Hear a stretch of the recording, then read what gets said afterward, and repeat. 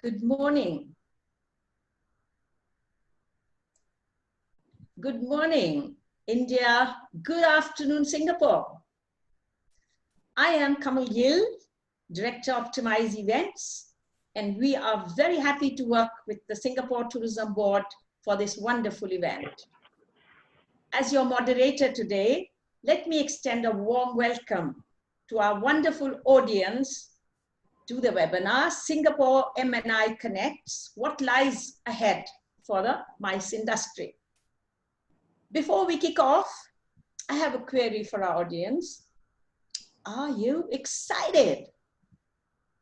Share your excitement by typing excited in the chat box. Let's demonstrate the key trait that meetings and events guys have. Come on, excited. Thank you, thank you, thank you. I would now like to begin with the curtain raiser, the opening address by Mr. G.B. Sridhar, who will be presenting us with understanding of where Singapore is during this period of time and what it plans ahead. It is my privilege to introduce Mr. G.B. Sridhar, the Regional Director for India, Middle East, and South Asia, and he is based in Mumbai. Mr. Sridhar is well acquainted with India markets, having worked in India between April 2010 and December 2013 as Area Director, South Asia. Prior to his appointment as Regional Director, he headed the brand campaign team at STB's headquarter marketing group. One of his key responsibilities is to oversee the STB's regional marketing, tourism development, and trade partnerships work in India, South Asia, and Middle East. That includes leisure, marketing, MICE. It also includes cruise and school trips promotions. He's been with Singapore Tourism Board for more than 10 years now. Under his leadership, some major and interesting initiatives have been undertaken by the Tourism Board in the India market, a few of them being Bollywood collaborations, musical collaborations, marketing tie-ups with brands like Ola and Paytm, the launch of the brand campaign Passion Made Possible, and a collaboration with Zomato for Zomaland Season 2. Sridhar is known for his penchant for innovative marketing practices and to create more immersive experiences for visitors and locals alike. I invite Mr. Sridhar for his opening address. Namaste, Namaskar, Vanakkam and Vandanam, and Happy Eid. A very good morning to our esteemed corporate, event planner and MICE intermediary participants from India, and a good afternoon to our tourism partners in Singapore.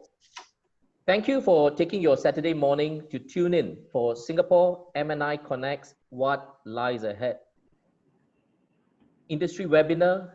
This is our very first virtual MICE Summit, and I'm glad that you are joining us for a program that includes a thought leadership panel with 4 very distinguished tourism and MICE professionals from both India and Singapore, and a STB presentation that highlights some of the steps we are taking towards MICE travel restart.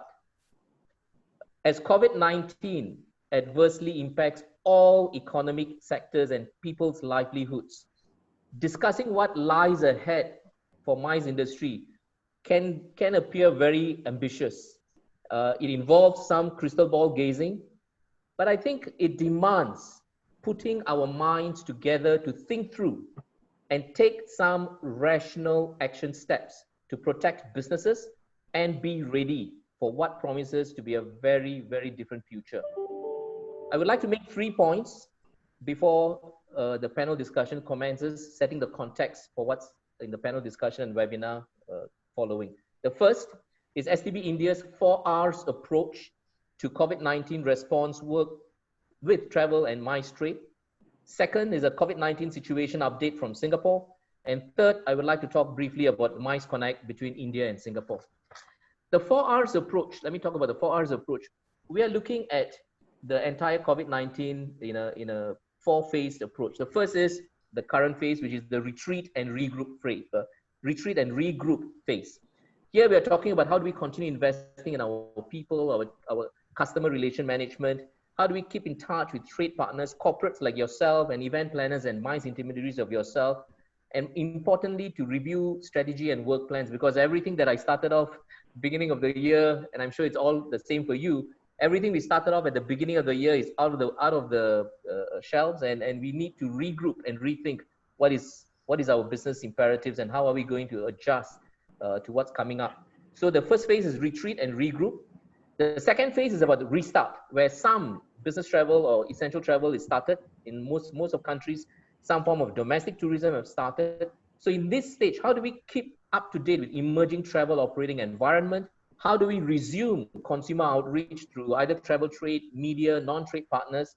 How do we work with the domestic tourism sector as we prepare for the international tourism? And how do we reach out to MICE travel and corporate business travelers segment? So in the restart phase, limited travel starting, how do we gather ourselves, resource ourselves for this particular phase? Next will be the recover phase, when hopefully business is building up a bit more. We are growing back, say, leisure holidays, cultivating meetings, incentive groups, and growing our pipeline. And at the recover phase, how the business environment may look like, and how do we make sure that our relationships that we have built keeps us in a good, steady state for the recovery phase. And finally is the re-engineer, the fourth phase. What are the new norms? I think all of us in our respective virtual boardrooms and living rooms, wherever you're working from, we are discussing with our bosses, discussing with our clients, discussing with our partners. What is the new norm? What are the new norms we are going to be prepared for? How is it going to be operating within new norms in aviation, in travel and hospitality, attraction space, cruise, MICE? How is that going to be? What kind of people, practices, systems, and processes and consumer outreach that we need to do? So I think this is the way we are looking at, and I suggest that these are the 4 R's that will also help you get the points that the panel discussion is going to bring up. So retreat, regroup, restart, recover, and re-engineer. Second, let me briefly talk about the COVID-19 situation in Singapore. We have made some progress in handling the COVID-19 pandemic crisis. Within a phased approach to tackling COVID-19, we have entered into the second phase of a safe Singapore since 19th of June. The economy has reopened with safety management measures in place. More businesses, or most businesses, are back in operations. Schools have started full sessions. Domestic tourism, Singapore Tourism Board has launched a domestic tourism campaign under the brand Singapore Rediscover, that is urging our locals to explore Singapore. And this means, under this, lifestyle establishments and attractions have started welcoming back guests. Sports facilities have reopened. So overall, looking at it, the caseload have been kept in check with more than 90% recovery in Singapore. Singapore is ranked fourth safest country in the world for COVID-19 by an independent think tank body, Deep Knowledge Center. And as we look at what is coming up, we have started, and what is going to be a norm for many countries when they're reopening international travel, we are looking at a reciprocal green lane, or what we call travel bubbles. And we have started that with China, and eventually we will look at more countries. But that's our next step in trying to gradually reopen for international tourism. The third point is about Singapore, India, the MICE Connect. India is one of the top MICE source markets for Singapore, particularly in the incentive travel segment, apart from attendance at many of our international exhibitions and conventions. Singapore enjoys top of mind recall among corporates and event planners in India, mirroring the leisure travel segment. India is our third largest source market in 2019, and it has been the third largest source market for about 4 years in the running. We have a slew of support programs to cultivate the incentive travel segment, and we are always looking for ways to make them even more attractive and competitive. And I think given this COVID-19 situation, the team and I, both in HQ and in India office, we have adopted a business with empathy approach, and we have reviewed the schemes and are about to introduce some new scheme enhancements, which Raymond, my colleague, will talk about in a short while post the panel discussion. We continue to step up efforts in engaging the MICE trade, and through webinar like this, where we gather expert views and provide timely update, we want to bring value to our MICE partners in India. Singapore has recently announced gradual resumption of business events with the piloting of 2 hybrid events in August and September. As the situation improves and some new norms set in, we are convinced that the India market will play a very prominent role in Singapore's M&I landscape. We look forward to working with each and every one of you for mutually beneficial results. Let's grow our connections and achievements. Let's grow our connections and achieve together. In closing, I would like to thank our virtual event partner, the lovely Ms. Kamal Gill and her optimized team for bringing together a very good panel of eminent speakers. It is more like a very professional thought leaders in their own right who are going to be a part of the panel. I'm looking very much forward to the panel discussion. So I thank Edward Koh from Singapore Tourism Board, our Dr. Edward Koh. He's the Executive Director, Conventions, Meetings and Incentive Travel. He will be looking at how the Singapore Tourism Board is gearing up in the MI space to maintain its position as one of the world's best cities for meetings and conventions. We then have another Edward, Edward Chew. He's a Senior Vice President, Development Planning at Resort World Sentosa, and he will be talking about the experience of RWS as one of the premium venues in Singapore, and how are they preparing for the COVID-19 present world. And I've got the pleasure of having the President, Corporate Administration, Aditya Birla Group, Subrat Sarkar. And Subrat is, of course, a well-known personality within the corporate world environment, and he will be looking at how situations, business plans of corporates, and what are some of the steps they are taking to make adjustments. Finally, rockstar gentleman, co-founder and group CEO, Fountainhead Marketing, Brian Tess, is a very known face, and he's going to be sharing from his service provider perspective how MICE planners and DMCs are responding to meet customer needs. So I look forward to having a very fruitful panel discussion, which is going to be useful for all of us. And I thank you once again for joining us on a Saturday morning. With that, I would like to introduce a video where it is fronted by the Chief Executive of Singapore Tourism Board, Mr. Keith Tan. With that, thank you very much.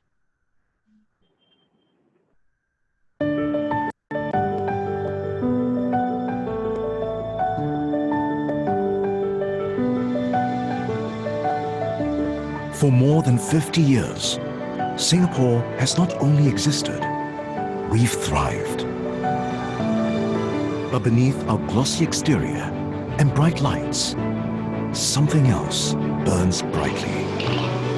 Our passion. It's made us a nation of vision and imagination. A city with endless possibilities. The Singapore story is one of turning possibilities into reality. This is a place where ideas, passions, technology, capital, and people meet to spark new collaborations and ventures. That is why Singapore is well placed to help you grow your business, to discover new opportunities, and to network with the smartest and most innovative people in your fields. In addition to hosting global business events, we've also been the stage for the IMF World Bank meetings, Cybos, the inaugural Youth Olympic Games, and the world's only Formula One night street race. We are proud to give each event a unique Singaporean flavor. Our strong and developed key sectors will allow you to tap opportunities, insights, and form partnerships. Singapore is located in the heart of Southeast Asia, with access to 4 billion people within a 7-hour flight radius.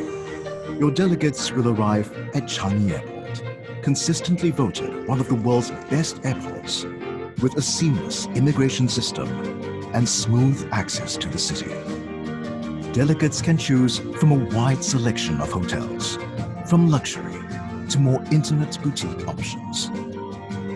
Our efficient and affordable public transport system makes getting around a breeze, so you can easily enjoy what our city has to offer.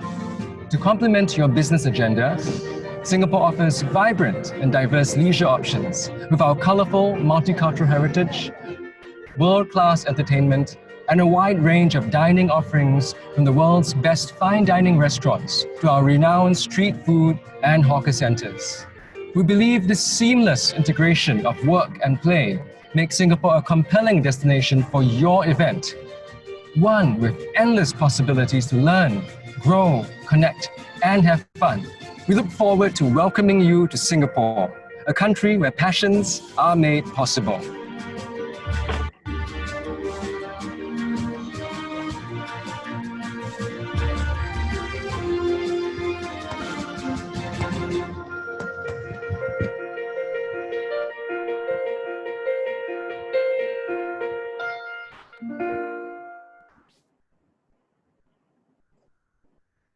Thank you. Thank you, Mr. Sridhar, for that charismatic opening address and setting the stage for a great webinar ahead. Beginning with the panel that we are going to start soon, I would, on behalf of the Singapore Tourism Board, thank you for being with us for our panel discussion, Singapore M&I Connect, What Lies Ahead for the MICE Industry, presented by STB India. As your moderator for this event, I am delighted to have a star-studded panel with some of the region's most distinguished speakers on MICE and travel. A warm welcome to our panelists and representatives from STB, Mumbai, and New Delhi regional offices. An equally warm welcome to our wonderful audience out there, comprising mainly M&I decision makers from the corporate and event industry, Pan-India and Singapore, for whom this event has been specially curated. It is my privilege to welcome Dr. Edward Koh, Executive Director, Conventions, Meetings and Incentive Travel Experience Development Group, STB, Mr. Brian Tellis, Co-founder and Group CEO, Fountainhead, MKTG, Mr. Edward Chu, Senior Vice President, Development Planning Resorts, World Sentosa, Mr. Subrata Sarkar, President, Corporate Administration, Aditya Birla Group. We are fortunate that all our panelists present here today have a first-hand experience of the India market. Edward Koh's understanding of India is known. Coincidentally, Edward Chu's from RWS is also no stranger to India, and he has spent some memorable years here. Subrata Sarkar and Brian Tellis have a deep understanding of the corporate incentive and entertainment industry and have a remarkable standing in their respective areas of growth. This makes our panel a remarkable one, primarily because each panelist has insights to contribute to which are gained from a good understanding of how the India market functions. When placed in the context of a COVID world, these insights can make all the difference in a successful destination recovery. So this webinar presents us a great opportunity to reach out to the corporates and event planners and discuss the evolving state of the M&I space and how Singapore in particular is preparing to navigate the year ahead. There would be much learnings here, and I look forward to all of that. We will cover three main discussion points, namely business strategy and target segments, preparing for the challenges in the COVID present environment, and understanding corporate needs and expectations and how destination perspectives can change. The idea is to connect, converge, and celebrate. We are confident that this session will be insightful and there will be many good takeaways for all the attendees. It is now my pleasure to introduce our panelists in a little bit more detail, just a little more detail. Dr. Edward Koh, as I said, he's the Executive Director, Convention Meetings Incentive Travel Experience Development Group. He leads the Convention Meetings and Incentive Travel Division of the Singapore Exhibition and Convention Bureau, a group under STB. He provides strategic counsel to attract quality association congresses and corporate-driven events to Singapore, maintaining its position as a leading international convention and meetings destination. Dr. Koh also oversees local industry growth to further entrench Singapore as a business events destination. Dr. Koh believes in strengthening the building blocks of knowledge as core knowledge includes experience, engagement, and interacting with markets, and is therefore irreplaceable. He has a love for the outdoors, I learned, and often enjoys a long run outdoors in the park. Dr. Koh, I invite you for your opening remarks. Well, thank you, Kamal, and a very good afternoon to our friends calling in from India, from Singapore, calling in from Asia, and the rest of the world. It's the first day of August, and almost 5 months since the World Health Organization declared the COVID-19 situation a pandemic. And since then, we all know that there's been more than 17 million who's been tested positive, almost 0.7 million deaths, a very serious situation. And obviously, this invisible microbe has visibly changed many things that we take for granted.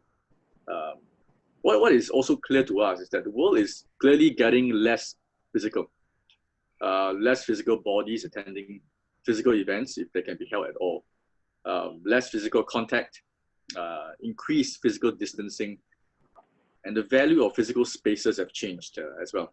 Look at the decreased need for real estate as we work from home, and the need for physical space when we reopened eventually. Look at the 1 million safe distancing practice around the world, the stipulated number of square meters per pax for larger business gatherings once they are allowed again. And most physical borders remain closed. Travel bubbles, as we are so excited at the start, remain far and few. Over in Singapore, we struggle with the same issues as all our friends around the world. The balance between saving lives and livelihoods, and some say focusing on one is often detrimental to the other. But our position is clear on this issue. It is really about a gradual, safe, and calibrated reopening of Singapore. We are taking a very cautious view on reopening our borders, and we do so gradually once the necessary safeguards are in place, balancing public health considerations and the need of our economy and people. So obviously, our position is that the health and the safety of our locals and our visitors remains paramount, and tourism will reopen in a safe and gradual manner so that visitors can eventually, when they visit, enjoy a peace of mind when they are here. You might have heard of this term called SG Clean, SG for Singapore, as Singapore Clean. It's really a national mark of excellence for safety and hygiene, because as we await the gradual reopening of our economy, our businesses are not wasting any time and are preparing and adhering to rigorous standards of safe management and hygiene. And many have been certified under the SG Clean certification. As of 1st June, almost 1,000 tourism establishments have been certified. I think I would just, there are a lot more to share, but I think that there's some time later. And I understand that we have prepared a video highlighting the additional measures that our Singapore's travel agents, hotels, and tourist guides are taking to help the travel and business events return to Singapore safely. So I'll hand it back to Kamal, and I think we have a video to share with all our friends around the world. Thank you. Right, thank you. Thank you.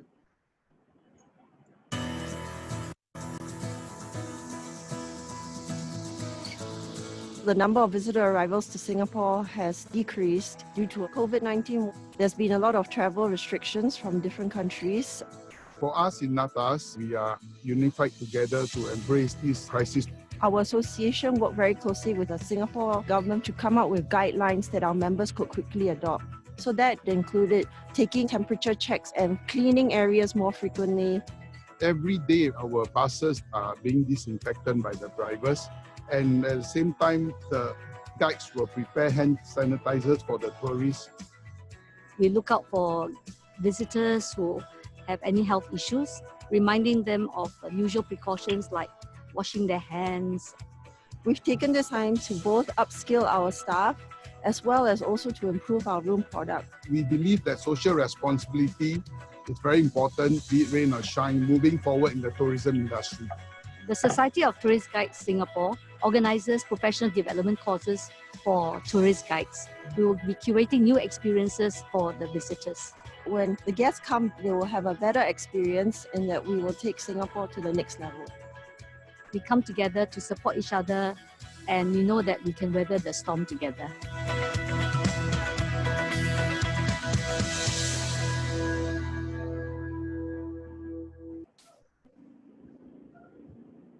Thank you. Thank you, Dr. Edward Cole. That was good. It is now my pleasure to introduce Edward Chu. Edward Chu is the Senior Vice President, Development Planning, Resorts World Sentosa, Singapore. Prior to this role, Edward headed the efforts of the regional sales for Resorts World Sentosa, working to boost revenue and attendance. At Resorts World Sentosa, working to boost revenues, and one of the, in all across the key attractions, such as Universal Studios Singapore, the SEA Aquarium, 6 highly unique hotels, and a range of dynamic and creative MICE spaces. Edward previously worked with Singapore Tourism Board to promote Singapore to customers in international markets like India and China, and is highly familiar with the needs of travelers from both these key markets.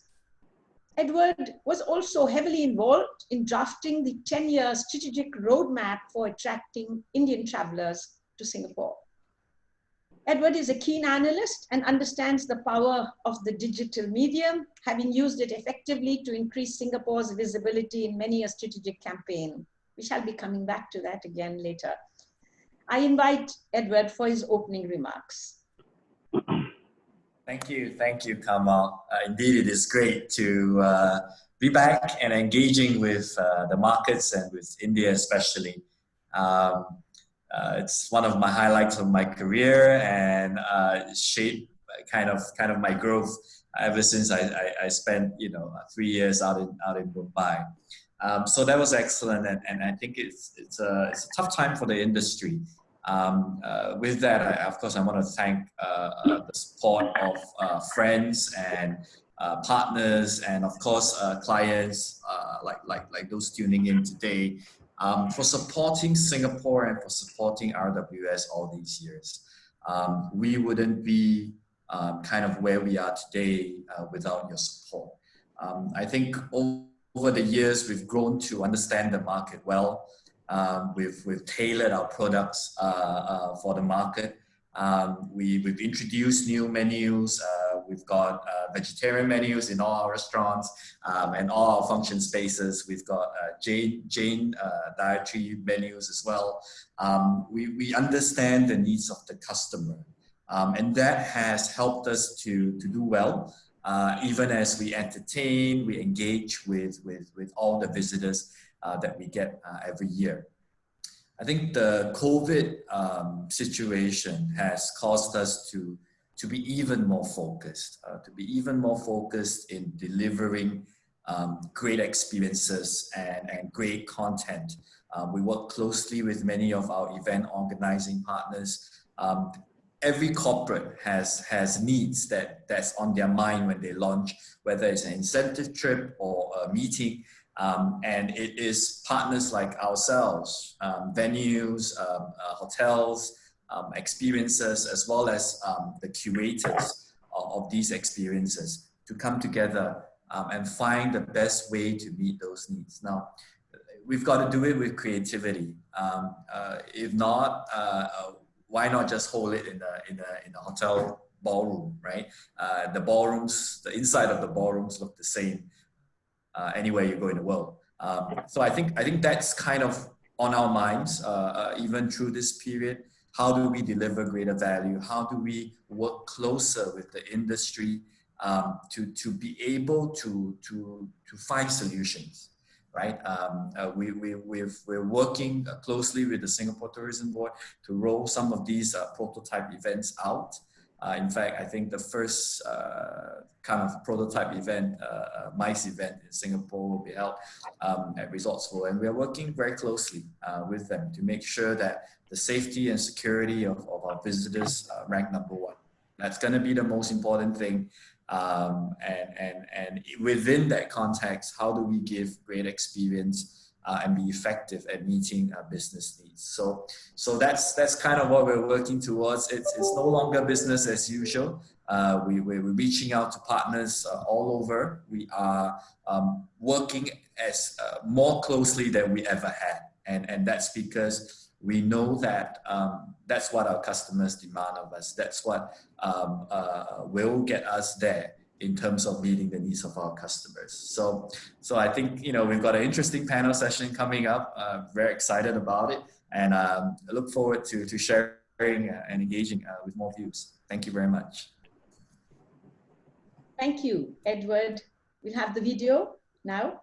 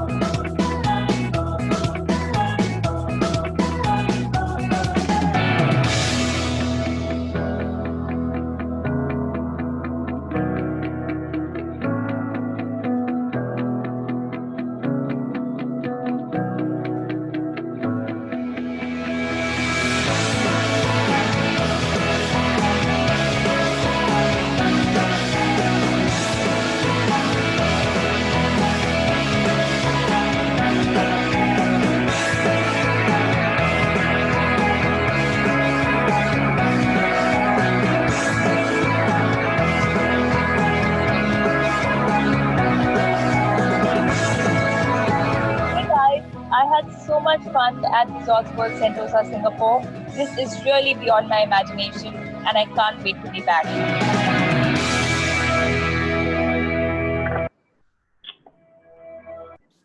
Thank you, Edward. There's something very clear in all the videos that we have seen. It's the wonder, the joy, the energy when you travel. It comes back, it reflects in you, in your personality.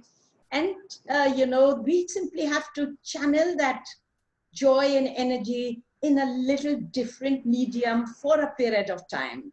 And like you just said, the more imaginative one can be, the more rapport we'll be able to develop with this huge pent-up demand of joy, wanting joy. So great, that video tells you a big story there. It is now my pleasure to introduce Mr. Subroto Sarkar, President, Corporate Administration, Aditya Birla Group. Subroto has got almost 3 decades of experience and heads Aditya Birla Group in capacity of President. A US 48.3 billion corporation, the Aditya Birla Group is in the league of Fortune 500 companies. It is anchored by an extraordinary force of over 120,000 employees belonging to 42 nationalities. The group is built on a strong foundation of stakeholder value creation. With over 7 decades of responsible business practices, the businesses the company has grown into fairly a global powerhouse. It's in a wide range of sectors. It includes metals, pulp and fiber, chemicals, textiles, carbon black, telecom, and cement. It tells you a lot about a single company, how big it is in the M&I space.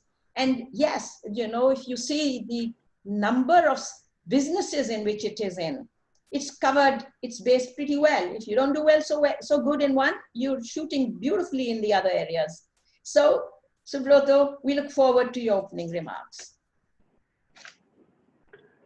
Good morning, and thank you very much for inviting me and Aditya Birla Group on this discussion.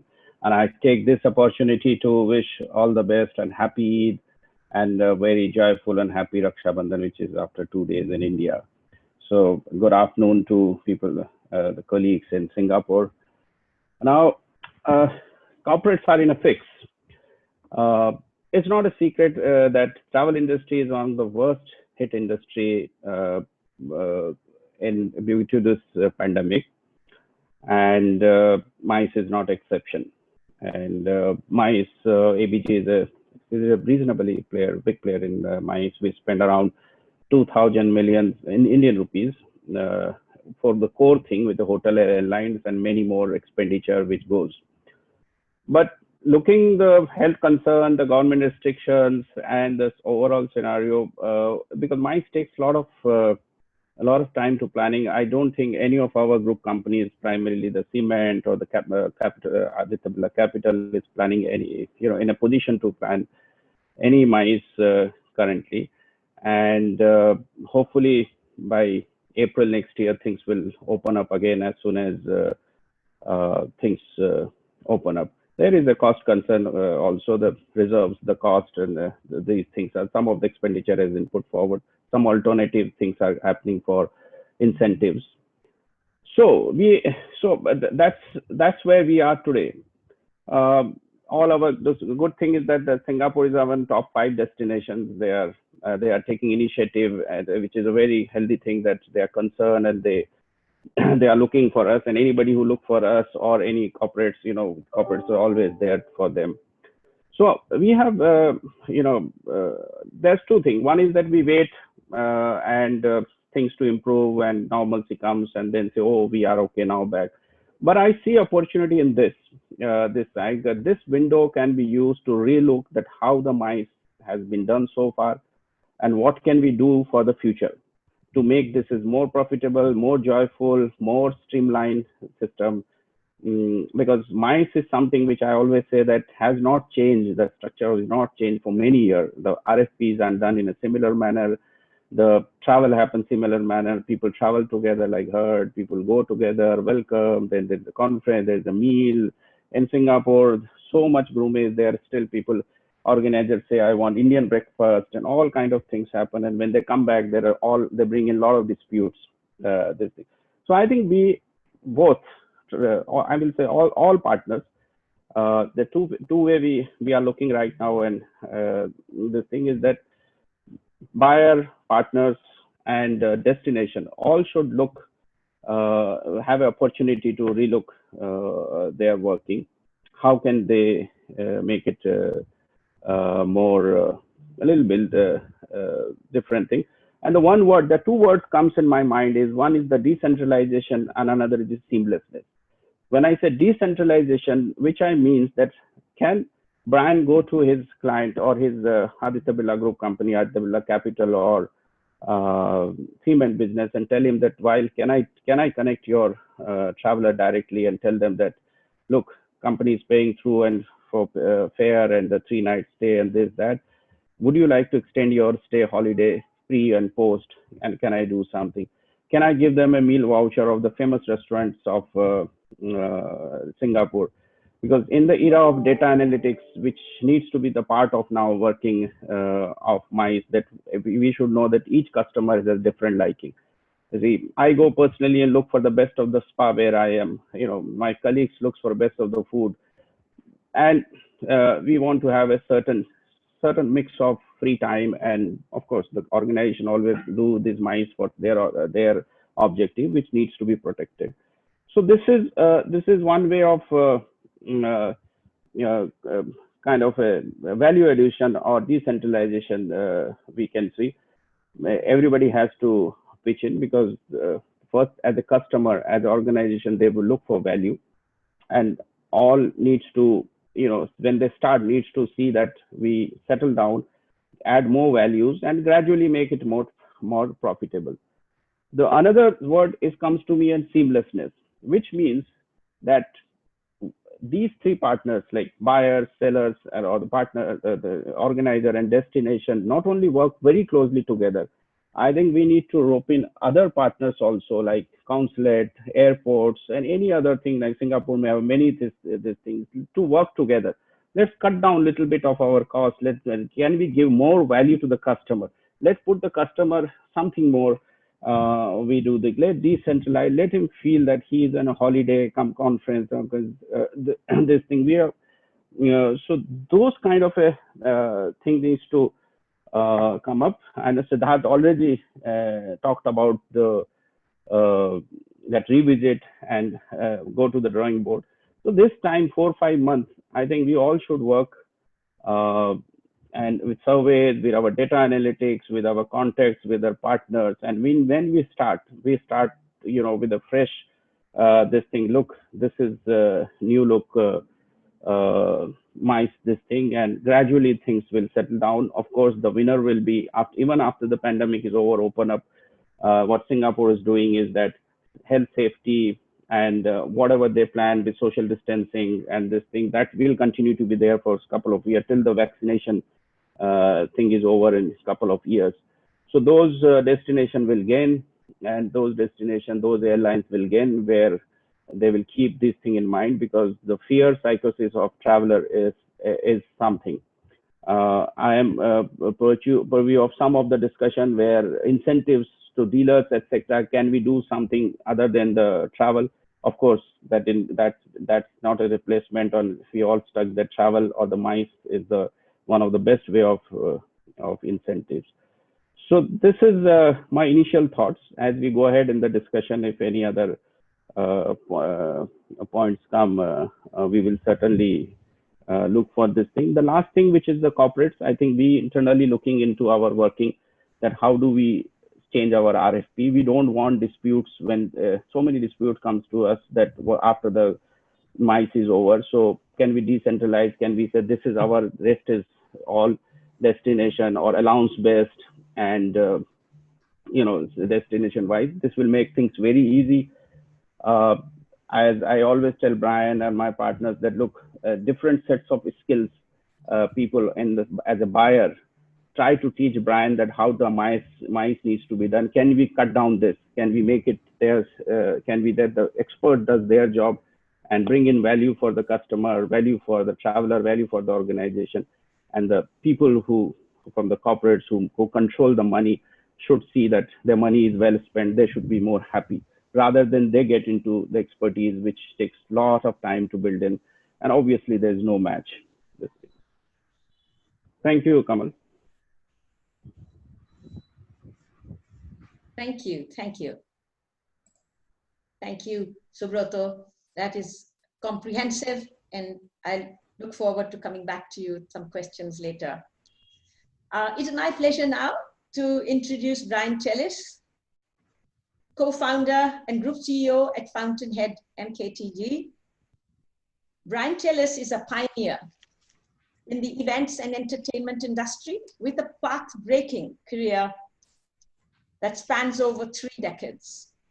He co-founded Fountainhead Promotions and Events Private Limited and has over the years masterfully turned it into one of India's most sought after experiential marketing agencies. Brian is a founding member of EMA and has served as its president. Brian is also an accomplished MC, musician, actor, consultant, voiceover artist, and a radio jockey, having recorded over 3,500 episodes under his belt. Brian is truly a 21st century Renaissance man, and we look forward to having his opening remarks. Brian. Wow, thank you, Kamal. Like there wasn't enough pressure on me already after that very generous introduction. I'm close to being what they call tongue-tied. One of the, one of the further disadvantages, should I say, of being, a speaker toward the end of the opening remarks. There is very little left to say that hasn't already been. But having said that, firstly, let me thank STB. I'm so used to saying STPB, STB for having me on this panel. It is an absolute privilege for 2 reasons. One is, being selected amongst the many other options there might have been. And 2 is it's a privilege because I have been visiting this wonderful country for more than a couple of decades, or 3 decades maybe. And I'm a big admirer, not just of the geography, but also of the way the country is run. I'm happy to do a little overview on where we are as an experiential / MICE agency. How do I say this differently? other than we are in the very eye of the storm. If the need of the hour is social distancing, the nucleus of my business is social aggregation. So I'm right in the eye of the storm. Having said that, and I say this very happily, I'm a diehard optimist. So, it's always proverbially half full. The glass I speak about is always half full until, of course, it's time for bottoms up. And the early part of the day that we are in now, I can't say bottoms up. I'm an eternal optimist, and I'd like to dwell on broadly the situation we are facing in the experiential world. So obviously there are three aspects that we're looking to tackle at this point in time. One is obviously the aspect of the pandemic, and we're all looking forward to solutions from the vaccine and around it. And we have to wait till a solution is in place. The second challenge we're facing, and there was a little light thrown on it, is an economic crisis, because as a consequence of the pandemic, the economy is actually, been hit in the gut. And everyone's looking at now creating economies of scale, looking at how sustainability can be achieved. And that, of course, has its own ramifications. So the economy needs to be taken into consideration very strongly in any decision making or reactions. The third bit, which is very, very important, is perception in the minds of the world at large, in the minds of consumers, in the minds of corporates, in the minds of other individuals that are in decision making capacities. Everyone wishes to err on the side of caution, and rightly so, I must add. I think the need of the hour really is to rise above. I said I was an eternal optimist, so while I have enumerated the challenges, I'd like to believe that this is a great time to build new strengths, or to build on old strengths and create new strengths. A quick example, we all know, this is not Einsteinish, that the new normal, I hate using that phrase, is phygital, digital augmenting physical. Okay, I do believe that that is only the immediate go-to. We are social animals at our very DNA, and we will go back to the norm that we were used to, with a bit, should I say, of innovation marrying it. So digital, I believe, is a necessary now part of our lives, but it will augment the physical. I speak from my industry. Broadly speaking, that's the overview. I think there are many things one can do at a time like this. And I'd like to believe that STV is doing it. This very webinar is a manifestation of that initiative. I believe it's a great time for all of us, not just in the MICE or travel and tourism industry, but in every industry. I think it's a great time, one, to introspect. And as Shubhrat rightly said, introspect and figure how we can be a lot more effective as far as our objectives are concerned. We need to introspect and find out how we can kind of ready ourselves when the world opens up again. How can we build on our strengths? How can we overcome our weaknesses? How can we create new solutions, given the fact that we're going through what we are and everyone's evolving?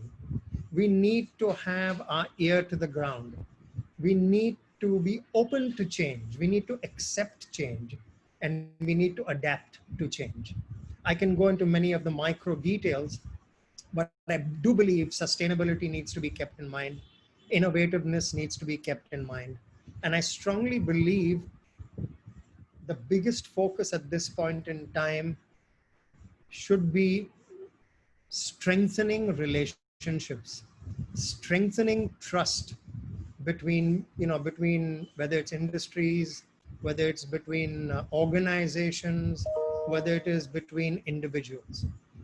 So I want to end by saying it's always half full. We need to introspect. We need to be aware of what the challenges are. We need to be aware of the fact that the world is changing, but we also need to understand that we will we will survive this, and we need to prepare for the long run. Obviously, the long run will involve survival and sustainability in the immediate. But while doing that, we need to actually plan for the going ahead. I suppose we will throw a lot more detail into the mix as the discussion evolves. But once again, thank you for having me on the panel, and hoping to learn as much as I can contribute to this discussion. Thank you. Thank you, Brian. That gives us a little food for thought, because I agree with you there that transformation internally, yeah, and transformation with the business is going to help all of us to take the curve, because transformation has already occurred. You know, it's the entire environment has transformed. So the businesses have to adapt around it. And the quicker we do it, and with the willingness we do it with, I think will make a lot of difference. So I'm right there with you on that corner, Brian. That is really well put. Thank you for their opening remarks. Before we move on to the panel discussion, we have a great audience out there. And for that audience, we have a poll, and we'd like all attendees to please participate in it. The poll, please.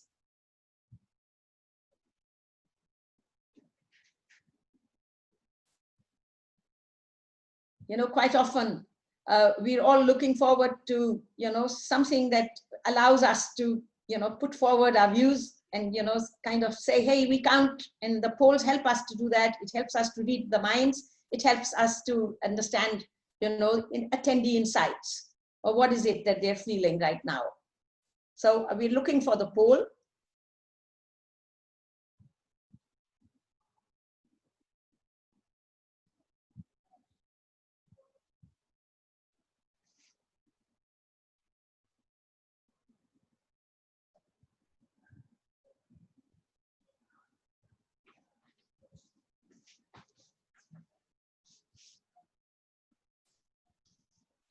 Okay, the poll may take a little time, I think. So possibly we shall start with the panel, or wait a few more seconds, because I very much wanted participants who are out there to give us some of their thoughts. So just looking forward to that poll. Is taking a minute more than normal, and normally we should be having that poll in. So just give me a second or so, we should get that poll there.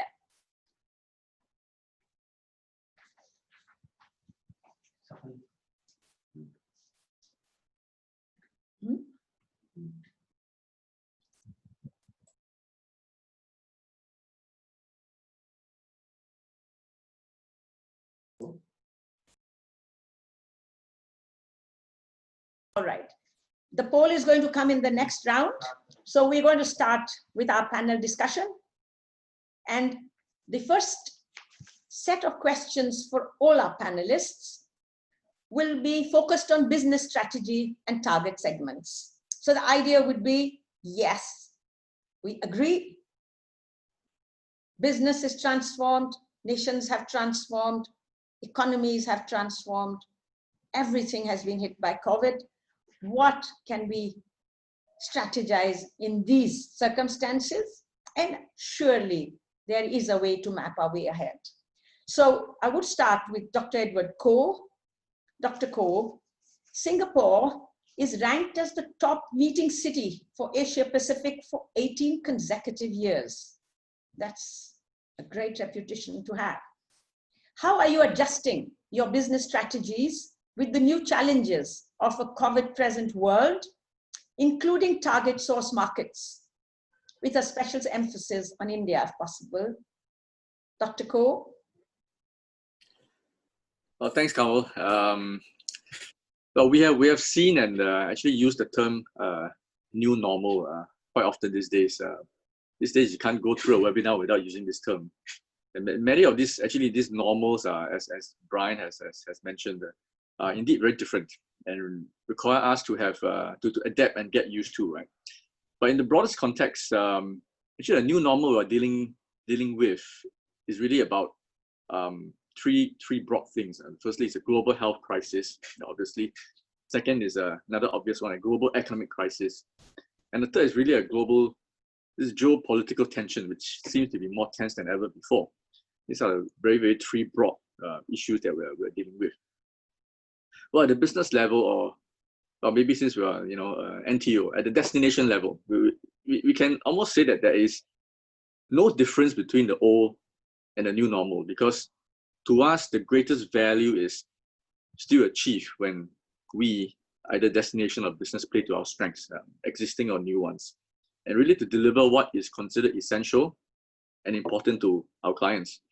And we see the difference really is only in how values are being prioritized in the new normal. And for Singapore, for decades, we have been labeled clean, green, hygiene. Less friendly terms would be like sterile.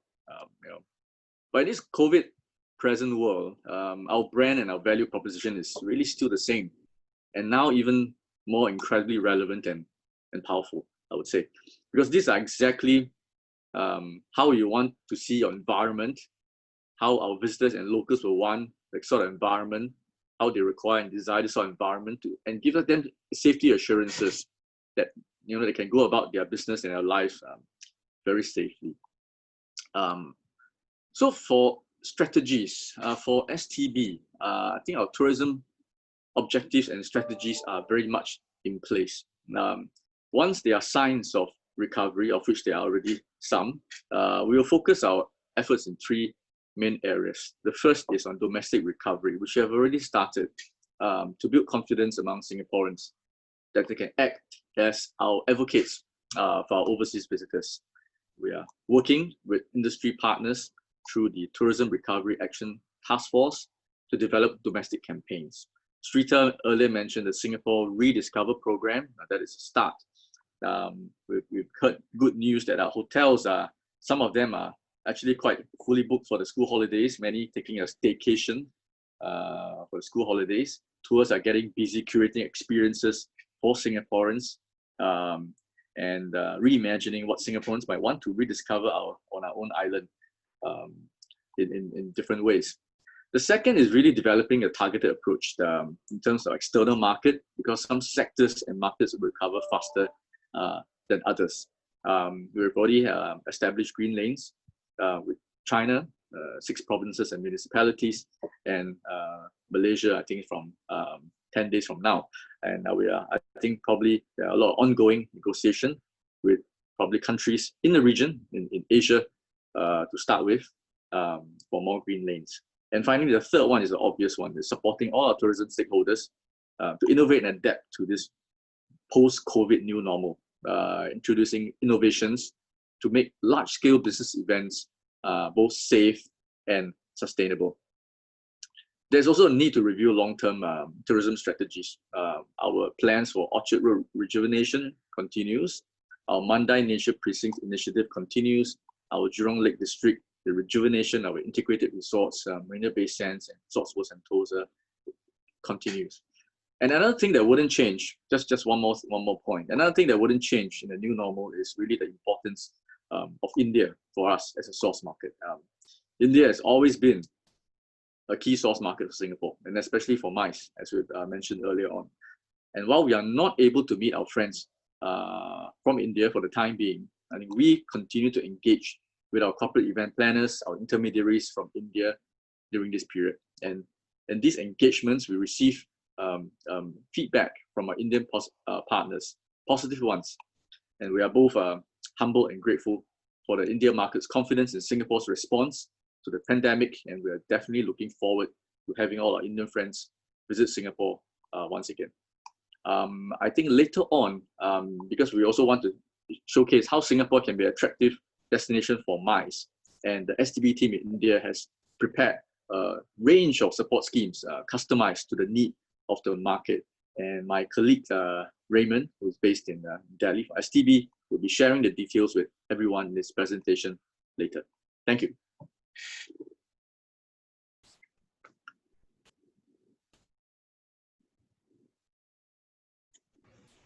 Kamal, you're on mute. Sorry.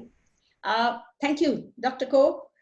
Gives us an idea that you are looking at going back to business. And while virtual events will be more or less, part of the deal, but the actual physical events would slowly come back. And, I think there's nothing to replace that. So I look forward to hearing more from you on that. Edward Chu, I would like to bring you in here. Singapore has been one of the few destinations which have been hard at work right through the lockdown period with both the trade and consumers. That is something to be very proud of. How does RWS intend to take this forward to instill more confidence and to stimulate the India MICE market? Thank you, Kamal. I think for us, it's working closely with the authorities and with our partners to prototype new formats and new events, new processes that will keep the customers safe, right? I think that's going to be the starting point. I think there were some discussions about can we look at the whole format of a MICE event or incentive event and disaggregate it. And then at the right moments, get everybody back together. I think those are all kind of ideas that are going through our minds, and we're trying to find ways to deliver that.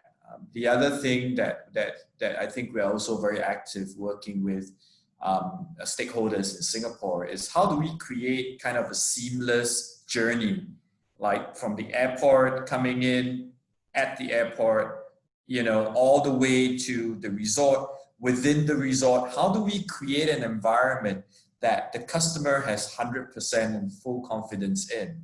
And at every point in that journey, we go through a kind of a process where we audit the whole thing. And that's kind of the theory, but delivery is even more challenging, right? Because every individual, every group will have its individual needs. The people, will say like, oh, okay, give me 10 more minutes. I need to do this. I need to run off and do that. We have to create that system where we are able to deliver great customer experience, but at the same time, just in a really safe environment, in a protected environment, in a seamless kind of way. I think that's the other thing that we are actively engaging with the Singapore Tourism Board on. For us, we are kind of unique in Singapore. We have both attractions, so Universal Studios, the large aquarium.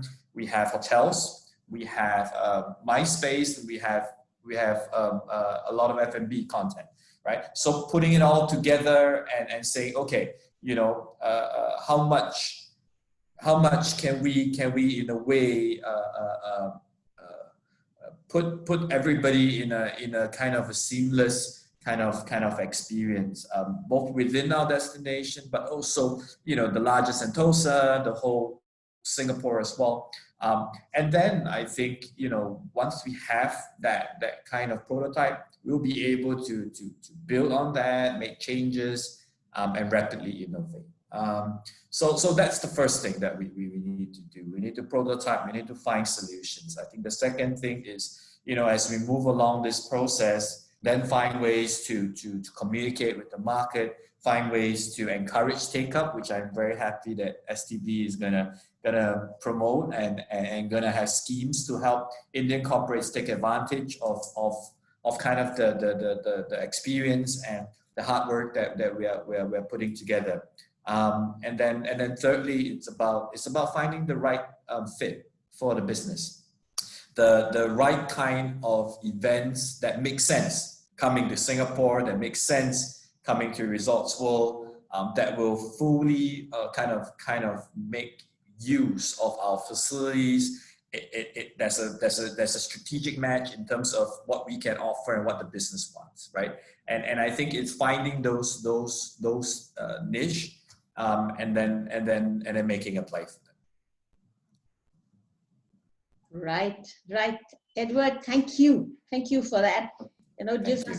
a little bit of a feeling of optimism that yes, it's going to be there sooner. We have to be optimistic, right? And the situation, whatever we do, is gonna be there. We find a way through. We find a way through.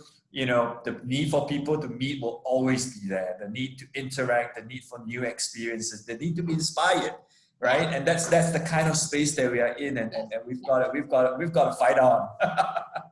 Absolutely true. I'm all there for you. That's absolutely true. We're going to try for that poll again. We missed it the first time round. So I would love if the poll can come up again and for all our attendees to participate. And while they're reading the poll, I want to share something that came up. Gentlemen, we're waiting for the poll. In the meantime, and I want something to share something important. A survey conducted by Black Box Research recently came up with something very interesting. They did a poll on a survey on 10,000 people across 17 countries, and it revealed that Asians were the most confident to resume travel, right? And amongst those, there was India and Thailand in the top place, followed by Indonesia and Singapore, all right? So it tells us of the mindsets of, you know, people who, despite having a very rough time, okay, they still have that inborn, you know, resilience, all right? And Asia seems to score every time we have an economic turbulence or a disturbance.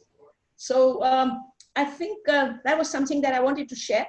The ones, according to this survey, at the other end of the spectrum, Japan was rated as the most cautious, Philippines cautious, Hong Kong cautious.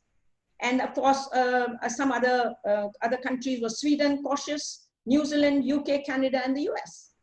All right, so that's a large chunk of the world which is cautious, and staring you right back in your face is Asia. All right, tells you a lot about the people. So we're waiting if the poll comes in. Otherwise, I'm going to the second set of questions, which I have ready. We have the second set of questions.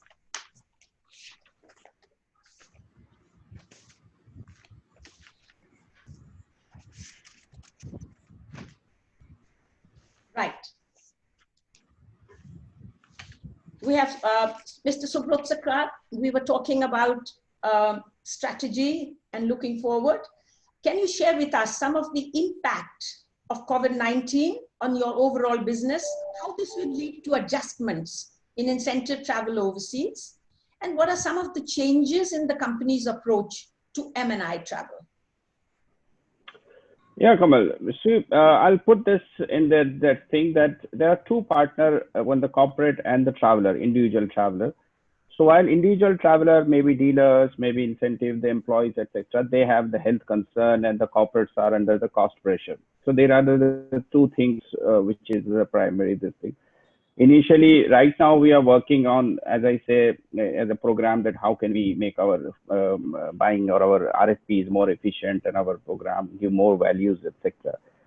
So the way we are looking at the corporate exactly that the destination which address the health part and the social distancing part more as a program, as a Brian comes and tell you that this program has more social distancing, not gathering, not overcrowded dinner, etc. Of course, the conference is there, etc.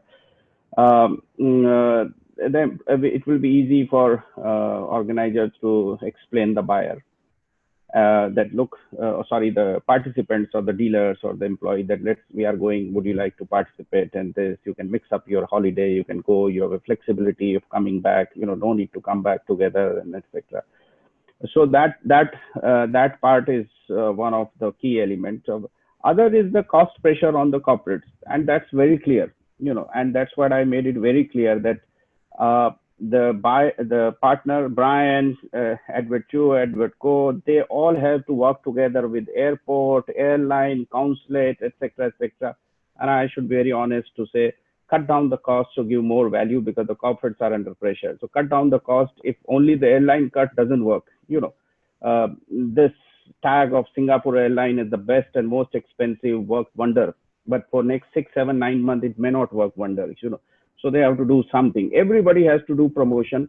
Everybody has to bring their portion a little bit. This thing, consulate has to be more friendly, visa-free travel. So this thing. So if I tell Santosa this thing or a convention center, they should come up with a promotion as of they have just opened yesterday. This is the opening. Let's forget it. You have a wonderful thing. You have a wonderful pass, etc. You are the top 10 destination. Forget that. You have to come up that tomorrow I'm opening, and this is my promotional offer from April till September, etc. And gradually things will improve. After 2-3 years, nobody will beg you go and make up your this initial cost adjustment, etc. But I think it's very essential to do this value addition for the customer. Put the customer first. Put this thing if you want to regain, because there are a lot of challenges. The government regulation, the health concern, the corporates are under pressure. They are reserving cost because we don't know how long it will continue. So, and if you work together and everybody work together as a seamless, just forget Brian. He's a wonderful friend. He said, I want to reduce, but he alone cannot reduce the cost. But he gets support from airline, he gets support from hotel, he gets support from buyers, he gets this thing. We give the people, a preloaded card like Oyster card in London, this thing that, look, this card works in Singapore. Go and do whatever you want to, wherever you want to eat, it will work. And where the dinner costs $100 for this card, you will be charged only $50 because everybody is participating as a full destination, full tourism board, full airline, full visa, full consulate. And as Chu said, that it's a matter of time that this struggle will be over, and is optimistic that we are back to normal. But try to understand that you have heaven, this thing, but the traveler are feeling very unsafe with the health concern. Corporates, if you anything you ask the bosses, they say I'm okay, but don't ask money, as of now. So that these are the two things. Let's put all together seamless program of all the partner in MICE, right from Kamal to Brian to Edward Chu, Edward Koo, airlines, airports. Add value to the employee and come with this thing that, look, where you're spending 1 rupee, but you are getting value of 3 rupees and to initial period. And all those end service provider has to ensure that bring in promotional, that this is your day one. Everybody does it. I have an opening, I have a 50% discount, etc. Let's go back to the drawing board, hit all these things. Not all wants cost consciousness, but you will make it up. Brian will say that, Mr. Sarkar, you are going Singapore 3 nights at airport, it's paying airline. Would you like to go to Sentosa for 3-4 nights, etc., or extend your holiday to other places? He may agree, and he goes and this thing. So overall, you will make it up. But I think we need to relook this intelligence or decentralize of this thing, and a seamless working of all the partners. As of now, there is lack of seamlessness. The transporter goes something else, the convention center goes somewhere else, airlines goes something else. But if you change it, and as a person or as an influencer like Kamal can create this kind of environment or government support, it's a matter of time that within by the time next year we will be all smiling. Because this is essential, as you rightly said, there is no replacement of travel. People will travel because they have gone through a difficult time, a lot of stress, mental stress. People will travel, but people will travel. How they will travel, where they will travel, will depend on cost and health concern or health protection. Whoever address these two issues will be the winner. Right. I echo the sentiment. Nothing can replace a smile. Thank you. Yes. Absolutely true. And I think before I go to Brian, the struggle is very much there because everybody has got economic woes in their own respective lines of business. So whether it is the transport guy, or whether it is the hotel, everybody is suffering. So you need to get the right partners. You're absolutely right.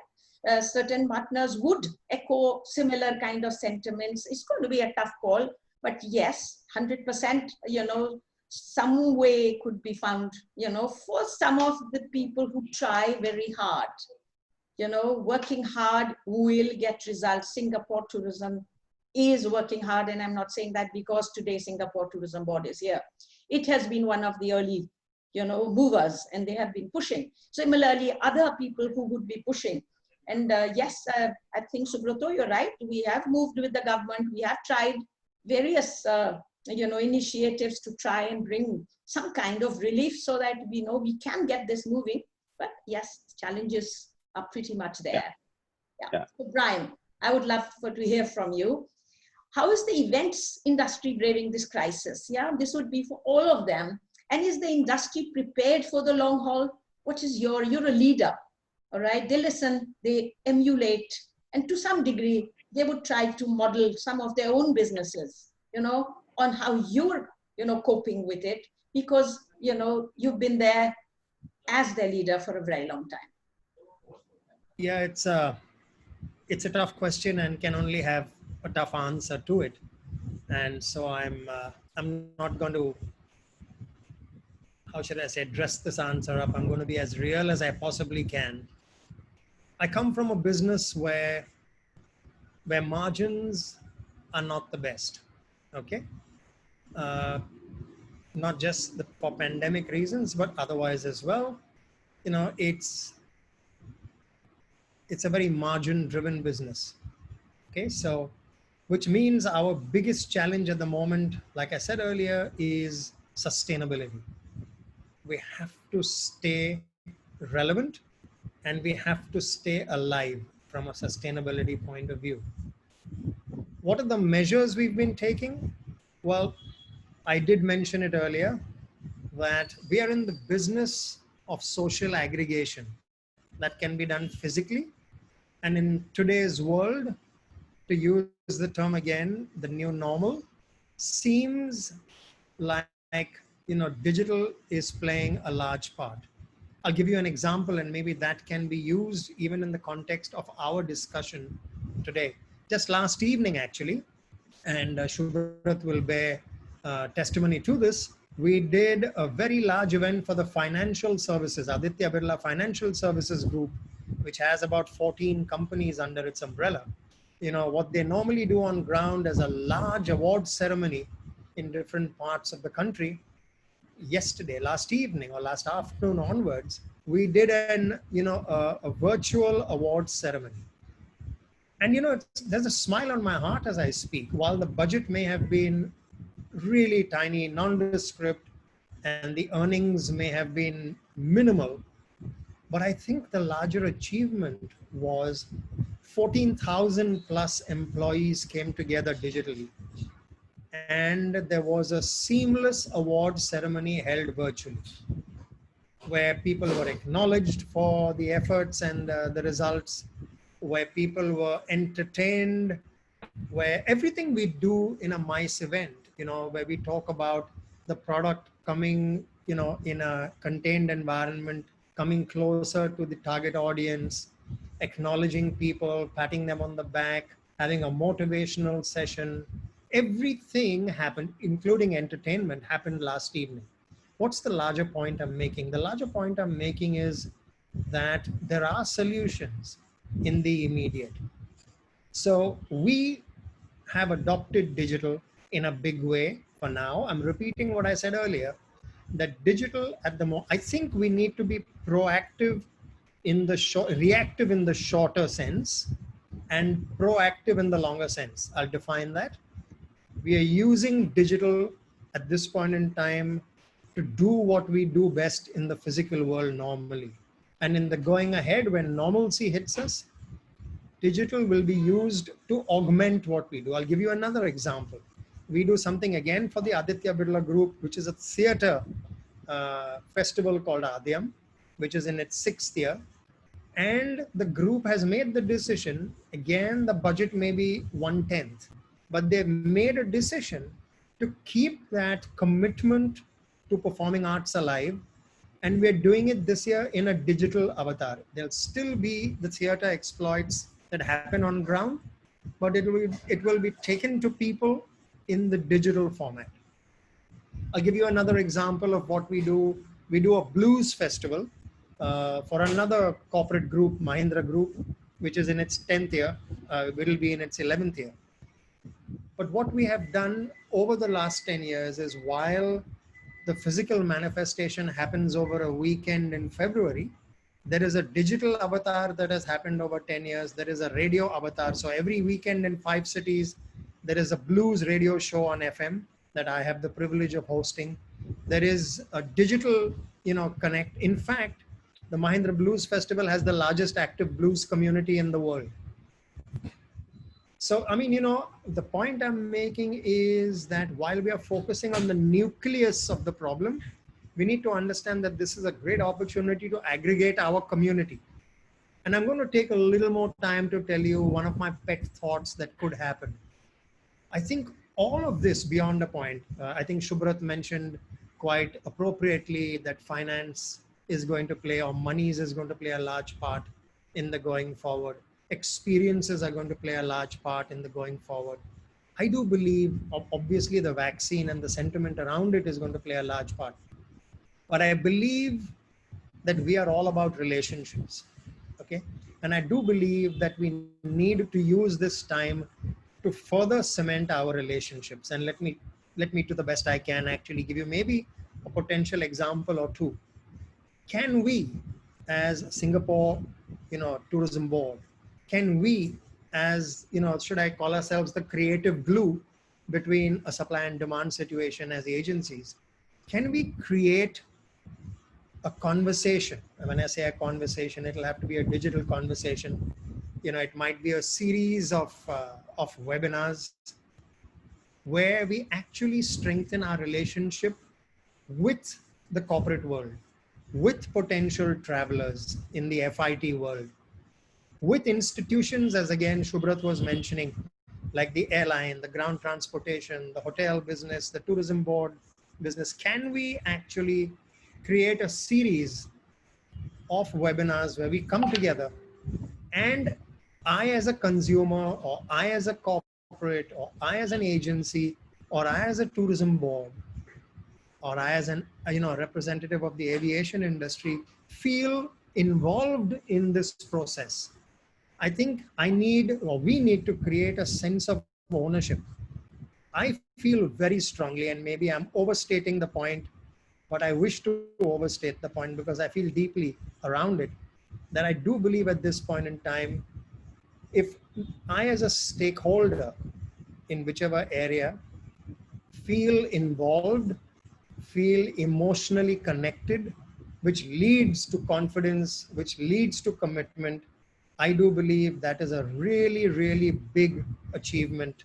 And all the other efforts are happening. We've heard Singapore, I don't need to say anything more to anyone about Singapore. They've always been market leaders in everything they do. I don't want to speak, anymore of corporates. I do believe we need to think ahead of all of this. This is a time to innovate. This is a time to rediscover. And as Shubhrat again mentioned, we need to wipe the slate clean. We don't call it unprecedented for nothing. It's never happened in our lifetime, at least. It's never happened in our lifetime. So what can we do? We need to wipe the slate clean, and we need to go back to the drawing board as was recommended. We need to, I always say in our business, we need to go back to being a boutique agency. What would we have done if we were starting just at the starting blocks? What would we have done to communicate with our potential consumers? What would we have done to build relationships with our supply chain? We need to actually go back to square one. And I don't want to make it sound, any more than it actually is. But I do believe we have to wipe the slate clean, go back to basics, and start to build all over again, using the strengths, using the perceptions that we have and can lean on. So, I mean, I hope I've been able to answer to some extent, because there are many, many more thoughts on, how we can do it. I mean, I know in the early days, we used to have those familiarization trips to various countries that were organized. Key people were taken on this trip for whatever, whether it was 2 nights or 4 nights or whatever, and shown around the place. I mean, that's a thing of the past, maybe in its physical avatar. But can we do virtual recce's? I mean, I'm just giving you an example. What can we do to actually take me as a consumer into Singapore or whichever other place, and actually feel the love, actually feel the efficiency, actually feel, the place for everything, for safety measures, for, facility measures, for whatever it is. I think we need to go back to the drawing board. I really do believe 2 things. One is we need to go back to the drawing board and think afresh. And 2 is we need, as was recommended earlier, to create, I think collaboration is the call of the hour. Collaborative efforts really is the call of the hour. And we need to bring all the stakeholders together and actually create a solution based on, you know, what comes out of those discussions. And there are many ways to do it. Thank you. That was straight from the heart, Brian. Thank you very much. Unfortunately, that's the only way I know, Kamal. Well, it speaks well. It does very well. You know, yes, I agree with you. We have stakeholders, you know, without the aviation industry, you can't move. So yes, what you were saying, you know, but you know, when you talk to everybody, they all have their limitations, all right? So we would need to have an agenda before, you know, we bring all the stakeholders to create, you know, this ecosystem of being able to, you know, work that out. So I take what you say very seriously. Yes, we can, you know, bring it to the table, but the agenda would be very clear that, you know, we are not looking at limitations and we are looking at what can be done. We have to go beyond the limitations. This is exactly what you said. You know, the margins could be thin, everything could be different. It's starting from the drawing board. What would you do if you were we're all startups now. Everybody is a startup. We're all at the same point. Okay, and we're all building up. So absolutely well taken. And I think, you know, you voiced that perfectly. So we would now go to the second round of the panel discussion. And the second one is revolving around preparation and the meeting the challenge. So, okay, what are the positive things that we are building into our system, into our thinking, and how do we then approach it? So I would go back to Dr. Edward Koh. Dr. Koh, the current crisis has been disruptive for many, and economic sector and travel tourism, including MICE, are badly impacted. As countries look to reopening very cautiously and possibly in phases, the restart of MICE travel space may take a little while longer. How is the Singapore MICE industry preparing itself in a safe and calibrated resumption for business events? Well, you know, Kamal, after months of doom and gloom, we finally brought some level of optimism to Singapore's MICE industry last week, actually.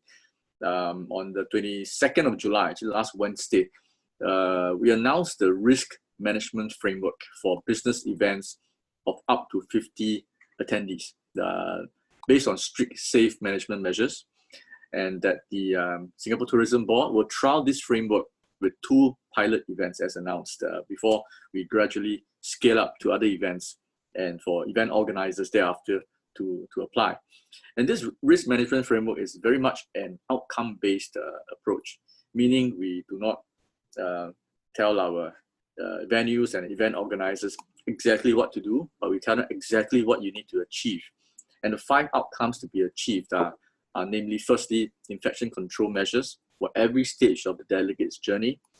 2, that limits on crowd density. 3, limits on close contact between individuals. And 4, ensuring a clean and safe environment for everyone. And 5 is the readiness, preparedness for emergencies related to COVID-19. And this framework was really created in consultation with industry and very much aligned with international best practices.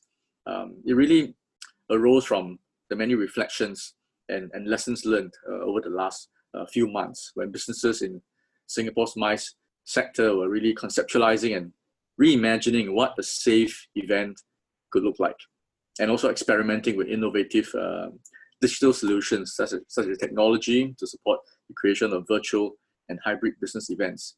There's really an opportunity here because from all the many MICE technology players we've been hearing in Singapore, they are really one of the few companies or few sectors that are really still employing people during the COVID-19, this pandemic. And to do this, I think we and as also mentioned earlier, the collaboration with industry is very, very important. So to provide more guidance to the MICE industry here, the Singapore Tourism Board and also another government agency, Enterprise Singapore. We work with the industry association. It's called SASIO, it's a very long name, Singapore Association on Convention and Exhibition Organizers and Suppliers. We formulate a public-private sector partnership and came out with this industry resilience roadmap, really aiming to achieve three main objectives: establishing best-in-class standards for new event safety measures, creating agile business models with a focus on digital capabilities, and thirdly, developing pathways for professional developments in the post-COVID-19 world. And hopefully this will serve as a roadmap to guide Singapore's event organizers as we plan for safe resumption of events, because as the term Brian coined just now, the creative glue, we need the whole industry to be glued together to achieve the same objective. And as Edward Chu mentioned earlier about pilot events we are working on, we are hopeful that this successful trial of the pilot events, implementation of best-in-class safe management measures, close collaboration between venues and event organizers, suppliers, everyone, and even delegates in terms of safe behavior, we will be able to demonstrate to the world how events can be carried out safely and innovatively. And finally, we also heard from Subrato about the need to behave like we're launching a new destination, a new product, to address cost and also increase interest. And once borders are open, we will surely work that into our tactical campaigns and promotions. And I really can't wait for this phase to start. Yeah, thank you. Thank you. You're absolutely right. I can't wait for it to start either. I think all of us are in the same space. I think we are, all of us, indirectly, reacting to Subrato's statement on costings, etc., and how to, recalibrate everything to bring it to the table. So I think that would call for a lot of ingenuity, how to be able to, give the best value and at the same time, be able to match that expectation that the corporate world has. And the interesting thing that I noted is that, while everybody else, the entire leisure world and the millennials and so on that, have been already in many surveys marked as the first movers, actually, if you really think about it, it's the MICE and the corporate that's going to be the movers, because even in desperate times, even in difficult times, they have to reward, they have to incentivize. Imagine they've already done an event. They had to do that, all right? So MICE has traditionally, never changed its spots, let's put it like that. It may take a little time and it may come in different ways, but 100% MICE would be the savior, and in many different shapes and forms, and a lot of people may miss it. They may not understand that it is MICE driven. So we'll go back to Edward Chu. Edward, on a similar kind of note, I want to ask you, we understand RWS has already opened its doors for domestic visitation, right? That takes a lot of courage. As an integrated resort with a full range of experiences and facilities that cater both to leisure and MICE, how are you gearing up to welcome international visitors, especially when the borders open? I think thanks for the support from the Singapore government. They put a lot of processes in place and we'll be able to execute that. I think there's a large body of research and study that the Singapore government has done. And that kind of, then the industry is kind of invited to build upon that, right? So we've kind of implemented that, and things are going well as we cautiously restart kind of receiving customers again. I think, for international customers, it's going to be the same. I think it's about safety primarily, and being able to then enjoy our experiences with the peace of mind, right? Because if you have no peace of mind, there's no point spending all this money and coming to the destination. So I think that's the number one thing, making sure that everybody understands peace of mind, no overcrowding, safe distancing, and then we are able to execute that well. with great customer service. I think that's going to be key. I think the second one, of course, is actually going out to the market and actually communicating all the things that we have put in place and why it makes an attractive proposition. Back to Subrata's point earlier, start as if it was day one. Go out and win customers. Go out and like chasing your girlfriend. Go out and woo them and bring them back. Let them experience the resort, and then we can build from there, right? That's when people have good comments, they have good experiences. If they have any feedback, you take that on, you work on it, and just be real. Just be real and serious about addressing issues or pain points and the needs of the customer. Putting the customer at the heart of it. And I think, if we are able to do that and able to do that consistently, diligently, with determination, I think we will do a good job, and the destination will bounce back. Thanks, Edward. Subrato, I wanted to ask you something important. What are your views on the resumption of MICE travel? There are a couple of surveys which says that, a lot of corporate houses, as many as 40%, are ready to resume MICE in the early months of 2021. What is your view on the resumption of MICE, travel physical or hybrid?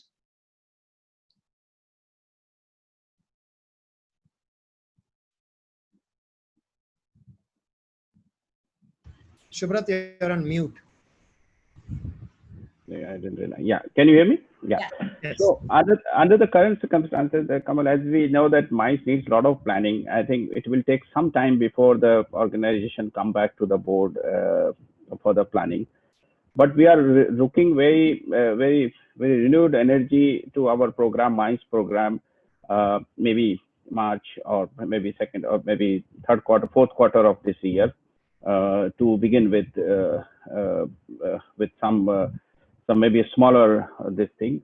What we are doing right now, that we are working with our MICE panel. We have a MICE panel, group-wide MICE panel. So we are working with them. We are understanding what is this thing. But travel vertical head, she recently reminded that can we extend their, which is getting over in April. So we can extend them for 1 year, because this is almost a wash kind of a thing. So we are more of a preparing for this thing. We have planned from 15 September to 15 November a program to run the survey with our buyers, which are big buyers, Chetan Capital and that cement business and chemical business, that what you want, how much money you have, what you want to spend, because this year's working will impact the next year's budget. And also what we interestingly did, trying to do that, we have our in-house data analytics function, ABG, data analytics, which operates. So we are first time roping in them in to create some database for our travelers, that what actually they did and what of the services, what the decentralized we can do, as I touched that point, because we are working on that. And we want to come back with our RFP changes, where we say that these things will company will take care and will pay to this thing, and this kind of allowance or this thing we are working with our traveler, mostly dealers and this thing, and employee also. These days employees are paid very well, this thing. Beyond that, Brian, my partner or trial partner, is free to do what he wants to do with, when he wants to fly, when he doesn't want to fly, where he wants to extend in his stay. If he wants to stay in Sentosa, who is giving a very good deal, but overall gaining, this thing. So we are not very clear, because this thing is just initial communication. In short, I will say that we are preparing for relaunch, for just one things normalize, that how can we address employee well-being, this, that, etc. Because my personal belief, and my team also believes this thing, that people will travel. People just need safe this thing travel. They want to unwind. They want to unwind. There's a lot of expenditure has been held up because they can't spend, so they have a little bit extra surplus money also. Dealers also, in their place. The minute they get normalcy sets in the travel, believe me, whoever is ready and whoever is better placed with the new, decentralized kind of a thing. I'm talking with the MICE, this thing where people have together and also not together, having distances. It will start working. So that's where we are. As of now, all our planning has been, on drawing board. We are just waiting. We are engaging with our partners, and the two threats which is there, which obviously will impact a little bit whatever we do, is the virtual thing, which Brian has touched a little bit, and other thing is the incentives, which goes, etc. But that part was discussed because the travel and the MICE is not just the incentive; it's also experience.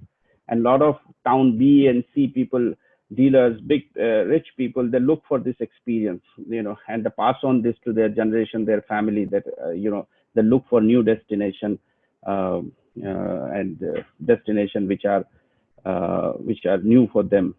So this thing, but it is there. It is a very important segment of our travel vertical, and we are looking forward, as Brian give me a right word.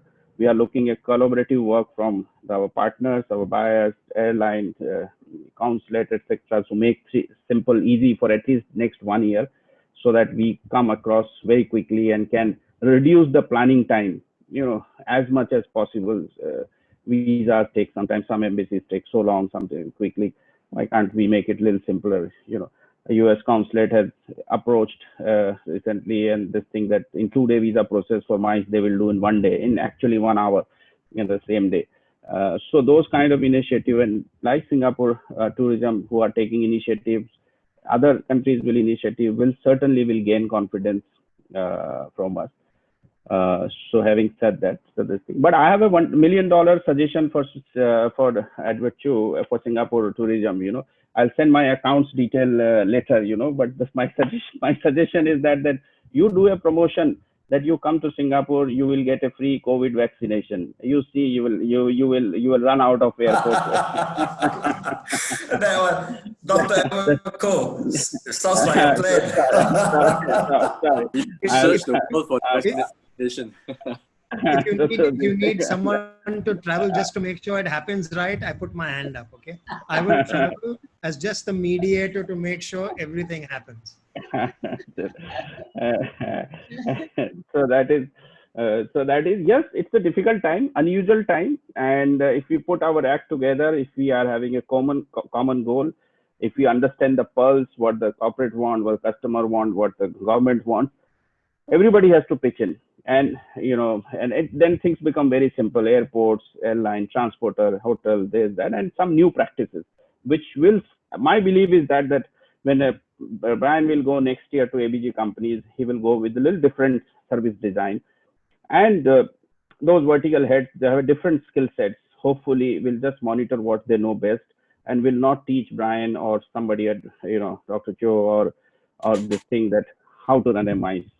That's very important. Because otherwise it will go for a toss. Right. Thank you, Subroto, for all those very good ideas. I can see Edward Chu smiling already, and Edward Ko having an idea on that. Same thing. Which brings me, Brian, to the exact question that Subroto had just mentioned.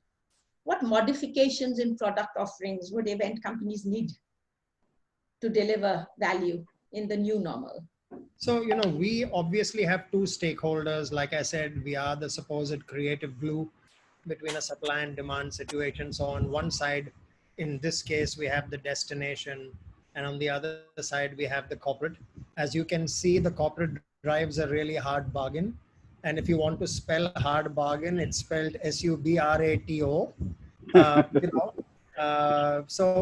We I don't want to sound negative and say we are caught between the devil and the deep blue. I do believe that a lot of the solutions have already been spoken about. But if I were to quickly reiterate what we're looking for, in the short term, I did say we need to strengthen our relationships. We need to develop offerings that augur well for both sides, the supply and the demand side. We need to actually create various levels of communication. We need to create a strong bond, should I say, between STB in this case and corporate India. I would imagine that people would have to travel in smaller groups when it opens up. There are many nuances. I don't want to get into the micro nuances. I do believe that that we will see sometime, in between March and April, an opening up of sentiment. Okay, what are the measures we need to take? I think it's been dwelt on. I think cost measures is the immediate need of the hour. I think collaborative efforts, will lead to effective cost measures. I think sentiment, and I'm repeating this over and over again, I think sentiment, emotional sentiment, and everything surrounding it has to be addressed, and that has to start being addressed right now. Otherwise, I think the writing's on the wall. I think we are all on the same page as far as what needs to be done. It's collaboration between the various stakeholders. It's creating sustainability, and and in doing so, increasing probability of mice returning sooner than we're expecting it to. Of course, there are some issues that are beyond really our control, like the vaccine. But let us address other things as we go along. I do believe that even this, and let me say this, this conversation, while let's say one of the clients we work very closely with is the Aditya Birla Group, just a conversation like this has helped me understand what Shubhrat Sarkar is looking for a lot clearer. And maybe he's understood the predicament that we are in and understands the effort that we are making towards it. So I'm actually validating my earlier suggestion of coming together, of conversations. And I know you are doing the right thing, like I said, starting with this webinar. Thank you. So, I think most of the questions have been answered. I don't want to sound repetitive, but I'm an optimist, like I said. Thank you. Thanks, Brian. We have a restive attendee question Q&A waiting, and there's a lot of queries there. In the meantime, we have the third set of questions. I would request everyone to be a little brief so we can take up the attendee questions. The third discussion point is important: understanding and catering to corporate needs and expectations, and how we are catering, as destinations to them, and how we perceive them. For Subrata, what it is exactly, and of course, Brian, how he sees it. So Edward Coe, we'll go quickly through this. Do you think the reading of trends, that is virtual and hybrid events, and the better use of technology, changing the way we convene and share ideas, do you think this trend is going to be quickened further because of the COVID situation? Yeah, yes, I think Kamal, firstly, I think there's a very common saying that every business is a technology business, or as Suprato would suggest, every destination will need a vaccination solution or offer. But it's quite clear to us that COVID-19 has really not just pushed the reset button, it has pushed the fast forward button.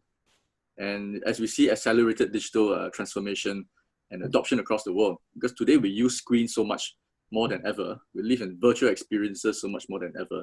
And that's exactly how the meetings and incentive business space will be redefined. A consumer-centric offering that is digitally enabled and data empowered. And it's clear that the physical and virtual space of meetings will surely be reimagined, because public spaces are being redesigned. We provide safe distancing, touchless solutions, and hygiene practices for delegates and for the employees. The other thing is that I think hybrid meetings is really about additional options to have both physical and virtual components, and additional options for delegates to decide the mode of their participation. And this is exactly what consumer centricity is about, giving consumers and delegates more options and experiences to choose from. And hybrid events, it's not just about the combination of the physical and virtual components. It's also including new interactive participatory experiences within a meeting, virtual or plus physical team building experiences, for example. Finally, we know many companies are holding out and awaiting the resumptions of meetings and incentive travel. We know that some did not make it, but others continue to prepare for the new normal, reviewing their new business model, assessing how new business opportunities will come about and new consumer demand. I would just finish off by saying that we know that there are a lot of uncertainties that we can only predict without a lot of evidence, really. But one thing that's quite clear from all the surveys conducted is a brand new appreciation of a face-to-face meeting. which will become even more of a privilege than ever before. And I think it is going to mean a lot more than ever before if a delegate is willing to travel and make it for a physical conference and meeting, because it reflects the importance and value the delegate attaches to the event. And I think a focus on value, be it focus on content or platform or network, will naturally lead to business transactions. And I think we have to quickly move on reimagining and rethinking. I think we need to redo right now. Thank you. Thank you, Dr. Koh. I'm absolutely, in agreement with every single thing that you said. And we're looking now at Edward Chu. Edward, on a similar thought process, in a COVID scenario, are you looking at engaging India's increasingly digital savvy market on similar lines? You were instrumental in creating an integrated suite of digital and mobile services in another key source market, China. Are you planning to do something there? Yes, I think we've always looked at meeting the needs of the consumers. So, all the tools that they're used to, like Edward Koh said, it's a fast forward, right? So I think, we've got to kind of rally around this opportunity to reinvent ourselves. I think the only thing I would say is there's a lot of discussion, but we need to move on into action. I think there's a lot of work that is left ahead of us, and in order to respond, I think, proactively to the opportunities that are out there with COVID and the needs of the consumer and the new situation, the new environment. So I think for us, we are looking forward to getting together with stakeholders, with clients, with corporates, understanding each other better, and then looking at solutions and then prototyping them and pushing them out. Thank you. Thank you. Thank you. Subrato, from the corporate perspective, the new expectations for a MICE destination, what kind of changes do you see? The type of trips, group sizes, trip duration, budgets, etc. Just very briefly, what do you feel the change could be? Yeah, as I said, that we are working on a very structured program, but we are not ready. We will finish in somewhere in October end, and it's like what we are looking at this thing. But 3-4 broad parameters we are working internally, and then we'll go to our partners, and then we go to destination and other partners. Is that somewhere if we go ahead, we need to reduce the gap between MICE and individual travel. Maybe after a year and so they are all together. Who is going when, but he's attending the program, doing whatever the organization, but he's then again disappearing and our this thing. And as a destination, this thing that how can we can leverage the best of there and a little bit decentralizing our spending. As per the data which will be available for the traveler, what he wants to do by through announcers or through those Oyster card or something, so that he is free to move this thing. And ultimately, as everybody has touched upon, that it's a time to work together in this difficult time to sail through. Everybody has to cut down. We have to cut down our expectation, our size. The maybe parameters will go up. That are you qualified for MICE? No, you are not. 2 notch above is qualified to go. But collaborative work, like right from every people who are involved in the journey should be in a festival mood. That look welcome. Let's welcome this this segment with open arm, with less bureaucratic. Like Dubai does, Dubai Expo, right from airline, everything goes to shopping. Although that's for a different market, I'm not doing comparison. That's for more of individual FITs and business. But those kind of atmosphere we need to create. And in a long run, this opportunity will be very beneficial because everybody is going back to drawing board for next 10, 15, 20 years. You will find that my thing has changed. Many things have changed. Many layers have gone down or disappeared, which will reduce the overall cost. I totally agree with you. Brian, every adversity has a silver lining. Which industry sectors do you foresee for growth of MICE? And what advice do you have for NTOs to scale up and compete for a piece of the pie? Advice for NGOs. NTOs, National Tourism Boards. Yeah, sure. I heard NGOs. I wanted to enroll in one myself as a recipient, just in case I misunderstood. But no, I think most of what was needed to be said has been said, Kamal. And like I said earlier, I don't want to sound repetitive. I do believe one needs to roll with the punches. One needs to, I'll tell you what we are doing, for instance. We are focusing on relationships. We are focusing on relationships. We are focusing on cost efficiencies, because I think these are the two things. On the upside, it's relationships that one can work on. And on the efficiency side, it's costs and sustainability that we need to work on.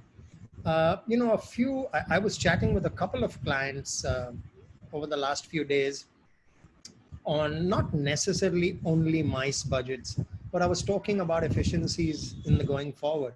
And, they said we discovered some really interesting things that very often, there are separate budgets, and rightfully so, for a brand, let's say, separating marketing budgets from actual sales budgets, from incentive budgets. I think the time has come for them to actually pull out and take a macro view of what the need of the hour is, given the constraints on finances, and actually merge some of these budgets. I think their focus now is less on marketing and more on sales, because the challenge is to a large part financial. So what they're doing is they're revisiting allocation of budgets. While there may be 100 rupees to be spent, divided 33, they're looking at priorities between these various objectives and purposes and redefining how these budgets are used. So from a corporate perspective, these are learnings that we are getting. And so we are imbibing those learnings into our offerings as well. Again, what do I mean? Normally an incentive trip was, by virtue of what it's called, it's an incentive trip, was meant to reward stakeholders, whether they are internal stakeholders or retailers and the likes. I think what we are doing to evolve is to actually redefine what we do on these trips, or what we recommend to corporates that they do on these trips, to actually meet larger purpose rather than, the stereotype. I think, Shubhrat mentioned earlier that we are stuck in a kind of fixation on what is a MICE trip, what needs to be done. I think we need to revisit it, and if necessary, make some really radical changes in how we propose it, in what we propose happens, and the likes. So it's work in progress, Kamal. I'm not able to, at this point in time, define to a nicety, what we should be doing. But I think it's about, I said it earlier, it's about introspection, not just for us. Like I said, we are the creative glue in a supply-demand situation. So we need to think for the, we need to think for both ends of that spectrum. So be it the client or the brand, or be it the consumer, and actually marry purpose and objectivity to consumer, in the best possible way.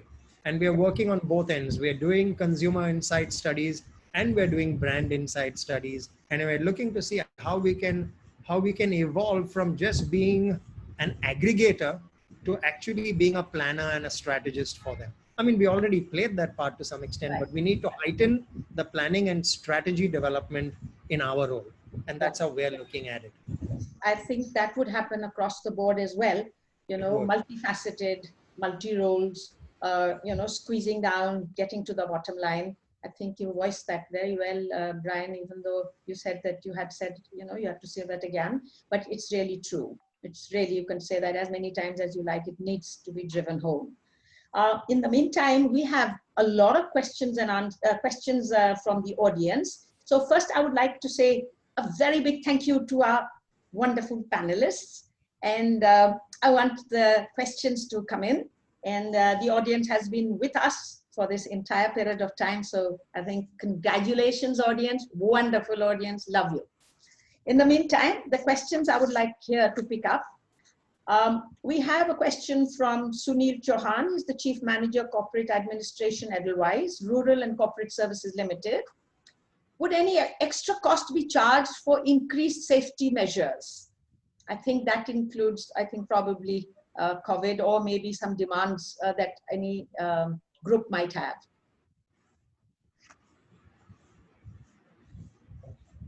Edward Ko, Dr. Ko. Okay. Sorry, I didn't get the question very well. Is there additional charges? Yeah, would there be an extra cost charged for increased safety measures? So, well, I would say it's early days. As we're preparing for the resumption of business events, we have started trialing. We're going to start the trial, and when business events return, I think we'll be looking at a state where there should be enough supply in the market, at least for the immediate term. And it really also depends on whether it is an existing commercial arrangement between the client and the event organizer and the venue. And I suppose some level of flexibility can be incorporated depending on what's the commercial arrangement. For us, for STB, I mean, if we are put on the regulatory hat, our main purpose is to ensure that safety framework is used and safety measures are adopted and implemented. So we're looking very much at the safety aspects of things. And of course, opening up is a reflection of intent for economic development again. So to answer the question in a brief way, it really depends on the arrangements between the two parties in the commercial contract. And for us, the Singapore Tourism Board, we just want to ensure that all delegates, even employees of the venues and event organizers are safe.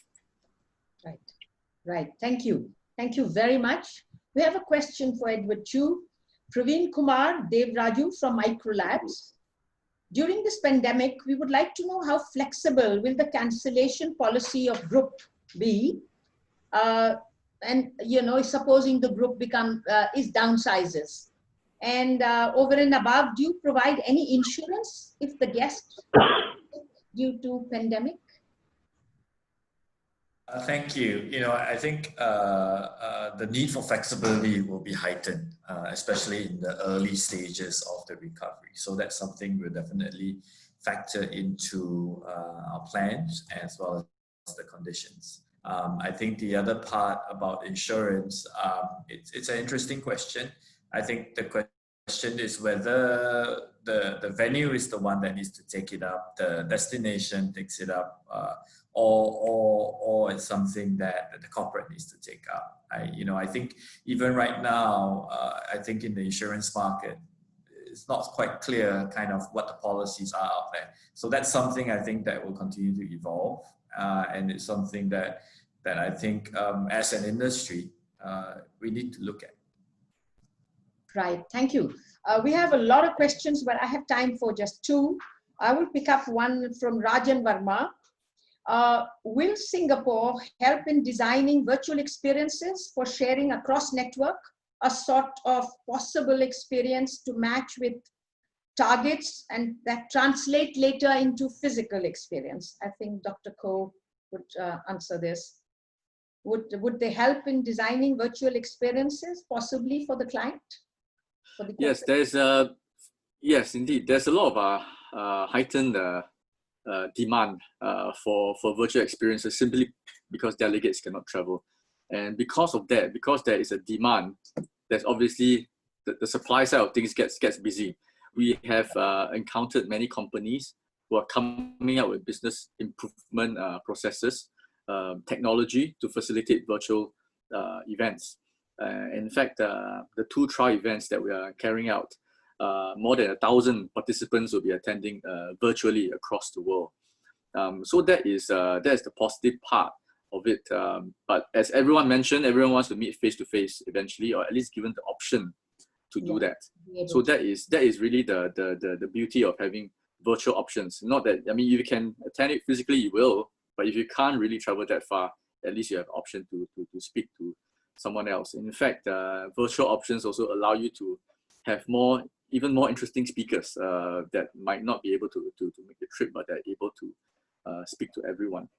Right. Yes, I'm not sure if I've answered this question completely, but I think that there is an increased need. We are, as the government agency, we are also providing funding for business improvement processes and also all this adoption of technology. Right.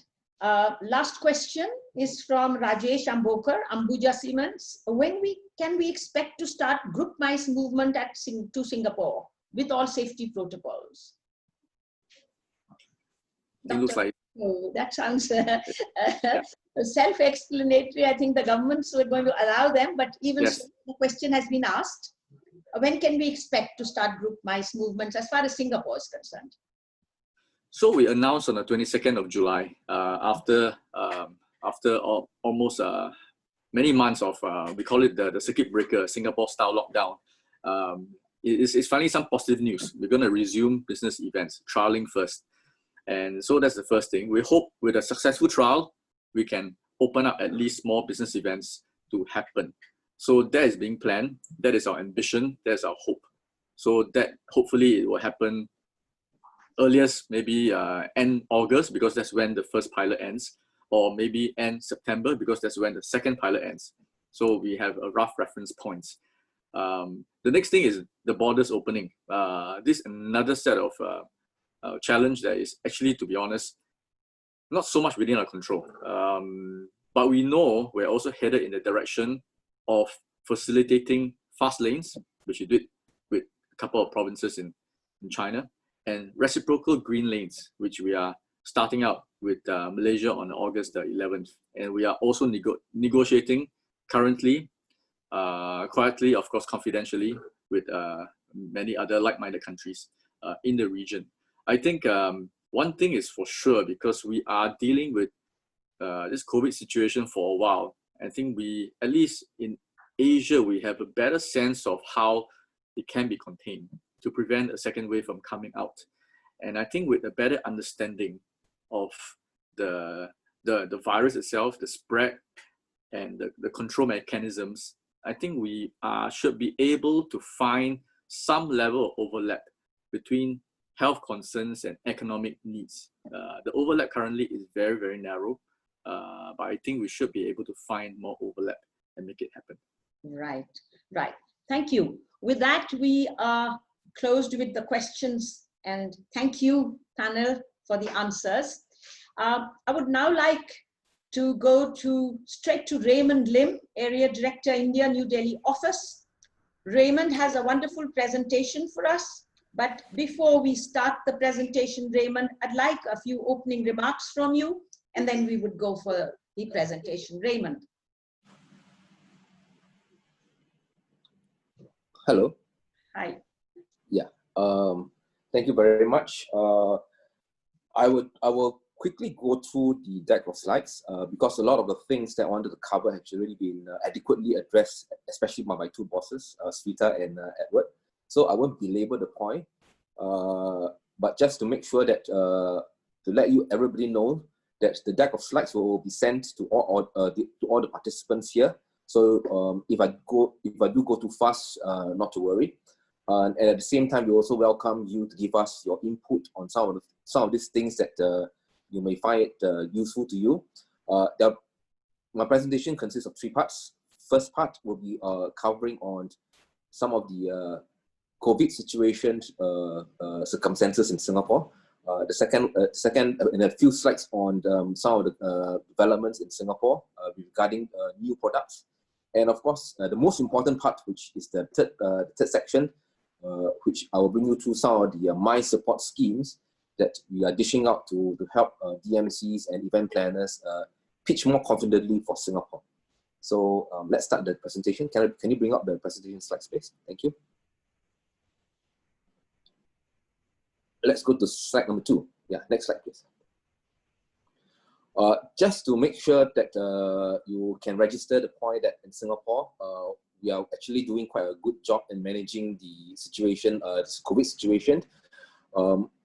And as far as number of cases of recovery is concerned, we are hitting something like 90%. And also in terms of the fatality rate, we are also among the lowest in the world. And also there's another chart on the right. You will see that the number of ICU cases, those that are really needing a lot of medical attention, is much is even lower than 1%. Yeah, in terms of the number of cases.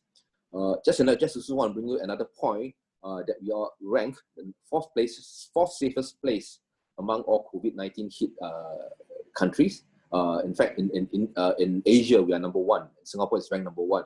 So all this, thankfully, next slide please. Thankfully, all this will make possible. Could you move to the next slide? Next slide, please. Yeah, all this, thankfully, is due to our ability to build our capabilities in the area of testing capacity, in contact tracing. And when we talk about contact tracing, we mentioned that every entry point of various facilities or buildings, individuals are supposed to log in their movement, so that when it comes to contact tracing, it allows us to move in very fast and to hunt down people in that vicinity. And likewise, we also ensure that our healthcare capacity is built such that we are able to handle not just the first wave but also the second wave. So in terms of where we are now in Singapore, we are at phase 2 of a safe Singapore. Basically, we have moved from a lockdown. In Singapore, we call it the circuit breaker. And since the circuit breaker has been, we have actually stand out a circuit breaker, we are now into our phase 2. We call it a safe transition. And what does phase 2 means is that a lot of our economy has already reopened progressively in a very safe and sustainable manner. Next slide, please. Next slide. And what this means is that a lot of our retail shops, F&B, health and wellness, sports facilities, and also reasonable amount of social gatherings and family visits are allowable. And even our attractions are already opened at 25 capacities to welcome back local visitors. So at this point of time, it is mainly for domestic tourism. And we're also eagerly looking forward to entertainment venues being open at the later stage.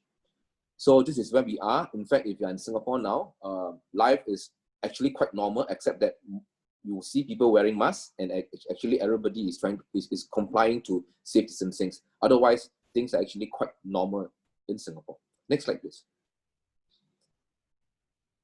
It's just some examples of some of these attractions that have already been opened. From the left, you have the Wild Reserve, the zoos. And in the middle, you have RWS announcing the opening. Likewise, the cable car, and then the Singapore Flyer, and also Sentosa. So just to let you know that attractions are already back in the business, and we are all eagerly awaiting more locals, more Singaporeans to visit the attractions, so that in order to gear them up to meet the next wave of opening, which is to tourists. Yep. Next slide, please. We are in phase 2. Of course, we are looking forward to phase 3 of Safe Singapore, and this is where situation of us being in a new normal before a vaccine or treatment has been developed.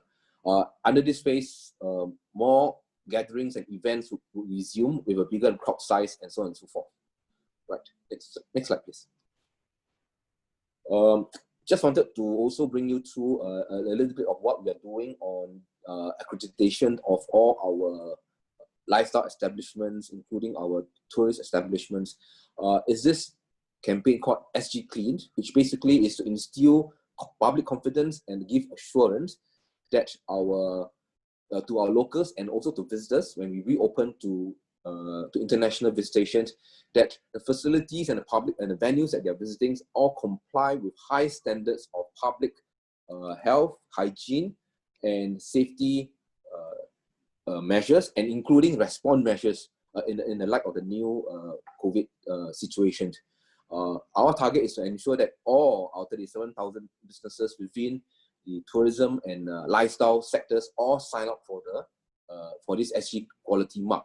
So, of course, those have already been certified specifically for the MICE facilities include the Marina Bay Sands Expo Convention Hall, Singapore Expo, Resorts World Sentosa, Resorts World Convention Center, and of course, Suntec City, Suntec Convention Center. Next slide, please. this has been already been mentioned very much by Dr. Edward Koh about green lanes. While we can't put a timeline as to when the borders were opened, but in Singapore, we are doing this very progressively, very deliberately, and very robustly to ensure that we only opened the borders in a very small and very selective manner.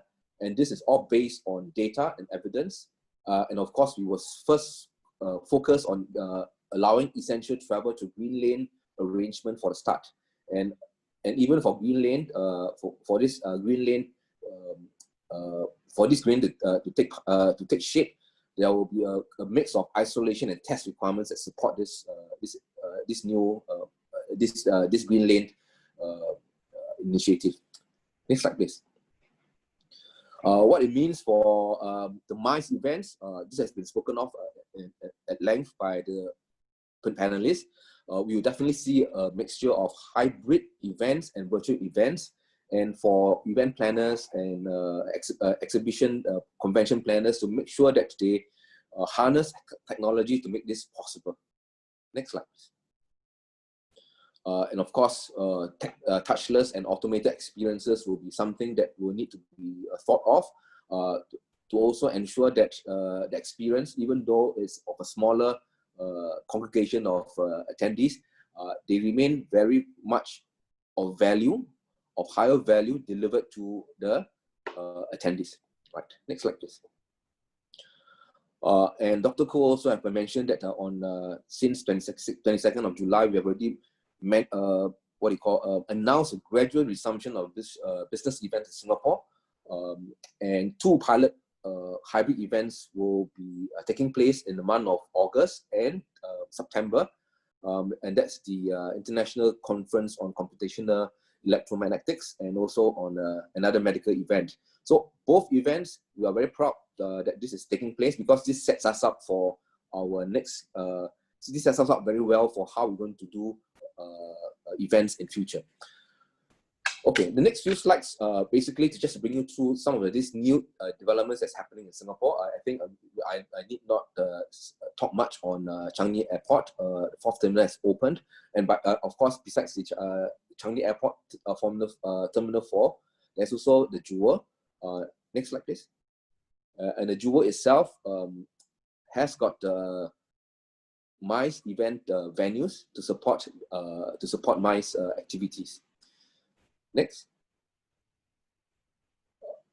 On the integrated resort front, Marina Bay Sands, if you know Marina Bay Sands, there are currently 3 towers. Come the next 5 years' time, in the next 4 to 5 years' time, you will see a new tower and a new convention center being developed just right next to the existing ones. Next.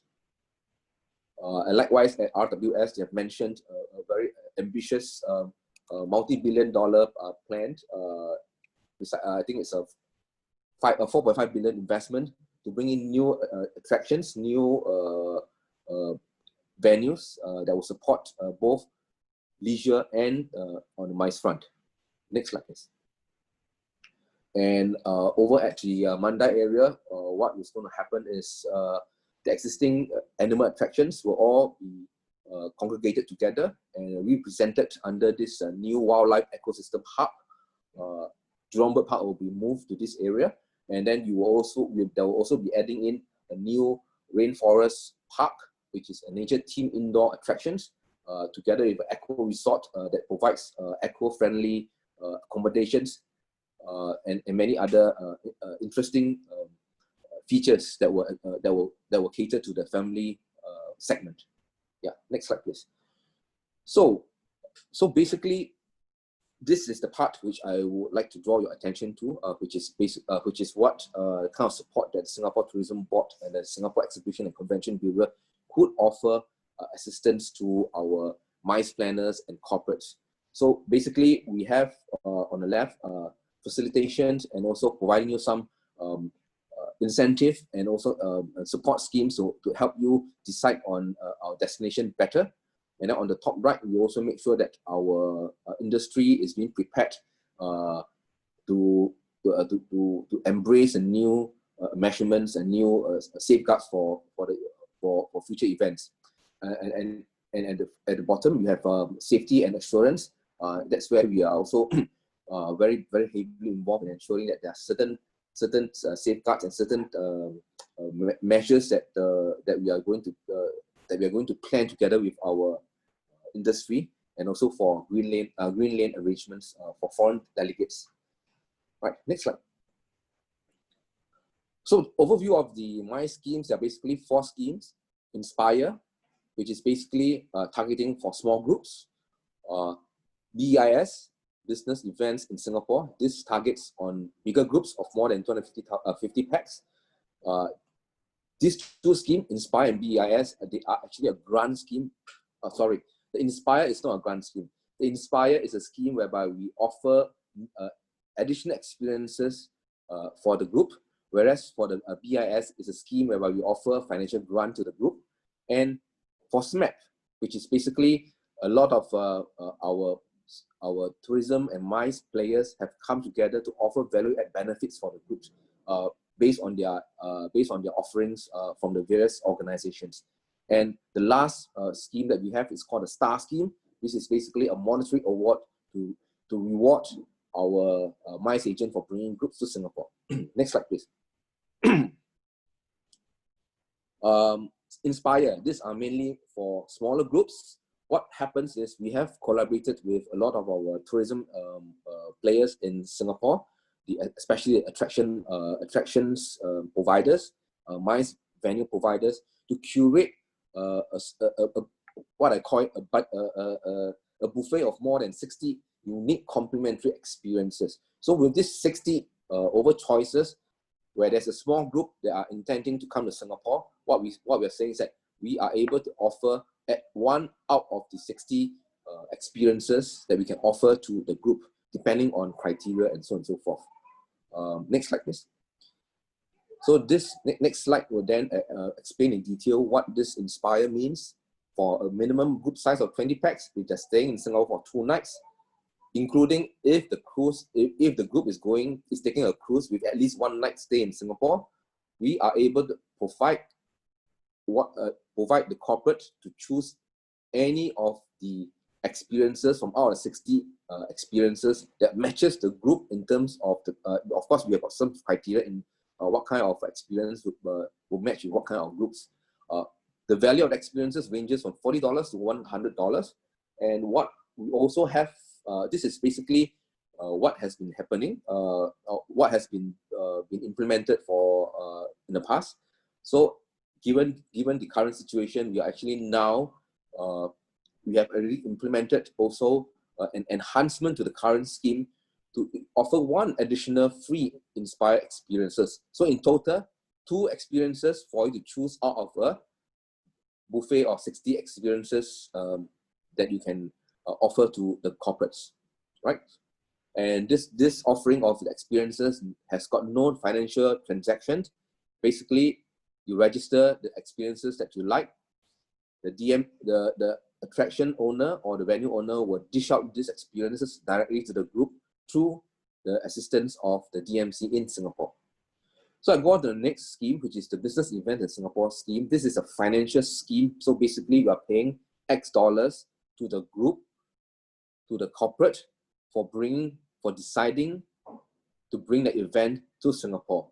So depending on the group size, depending on the kind of program that you have in Singapore, and depending on the number of nights in Singapore they are spending, we will offer an X dollar to the corporate as an incentive. And of course, they can use this additional, you can use this financial support to improve your program.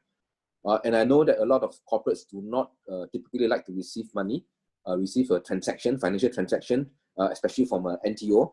So the client may nominate the agent to receive the award on behalf. So this is basically a dollar value given to the corporate, different from the earlier one, which is Inspire. That is basically choosing a free experiences. So business event in Singapore is for a bigger group. And right now, we are also augmenting this grant scheme by giving additional free experience under Inspire. So now, for groups coming from India, if the group size is big, we will offer the financial scheme to business events in Singapore. And in addition, we will also offer one additional free experience under the Inspire scheme. Next slide, please. Next slide, please. Thank you. SMAC, Singapore M&I Advantage Program, we have worked with various providers ranging from the airport, the airlines, the telcos, and also to payment gateways, and also even our main attraction Sentosa. So collectively, all these providers are actually dishing out their own value adds to make sure that the Indian groups consistently are able to choose Singapore because they are able to get a bundle of these additional benefits out from this SMAC program, right? Next slide, please. This is my last slide. This is a program that we actually are dishing out incentive to travel agents, DMCs, and event planners for MICE to reward them for bringing groups to Singapore.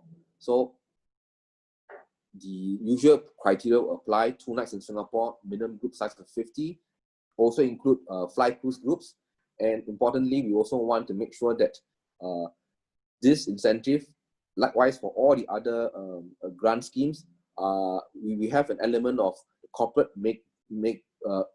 having this decision-making process before we give them the award. So basically, we're saying that we want to use these schemes to influence the decision-making of the corporates. So we hope that with this slew of support, we can attract more groups.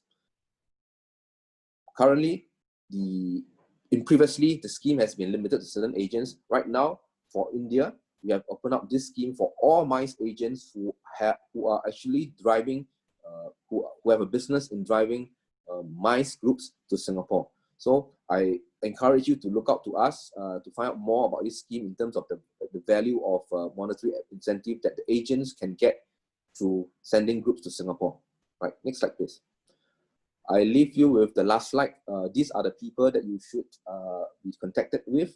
These are the team members from STB India, both sitting in Mumbai and New Delhi office. So where you have a group or you're unsure of the schemes that we have, please look out for us, and we should be able to discuss with you how we can actually help you to pitch for events for Singapore better.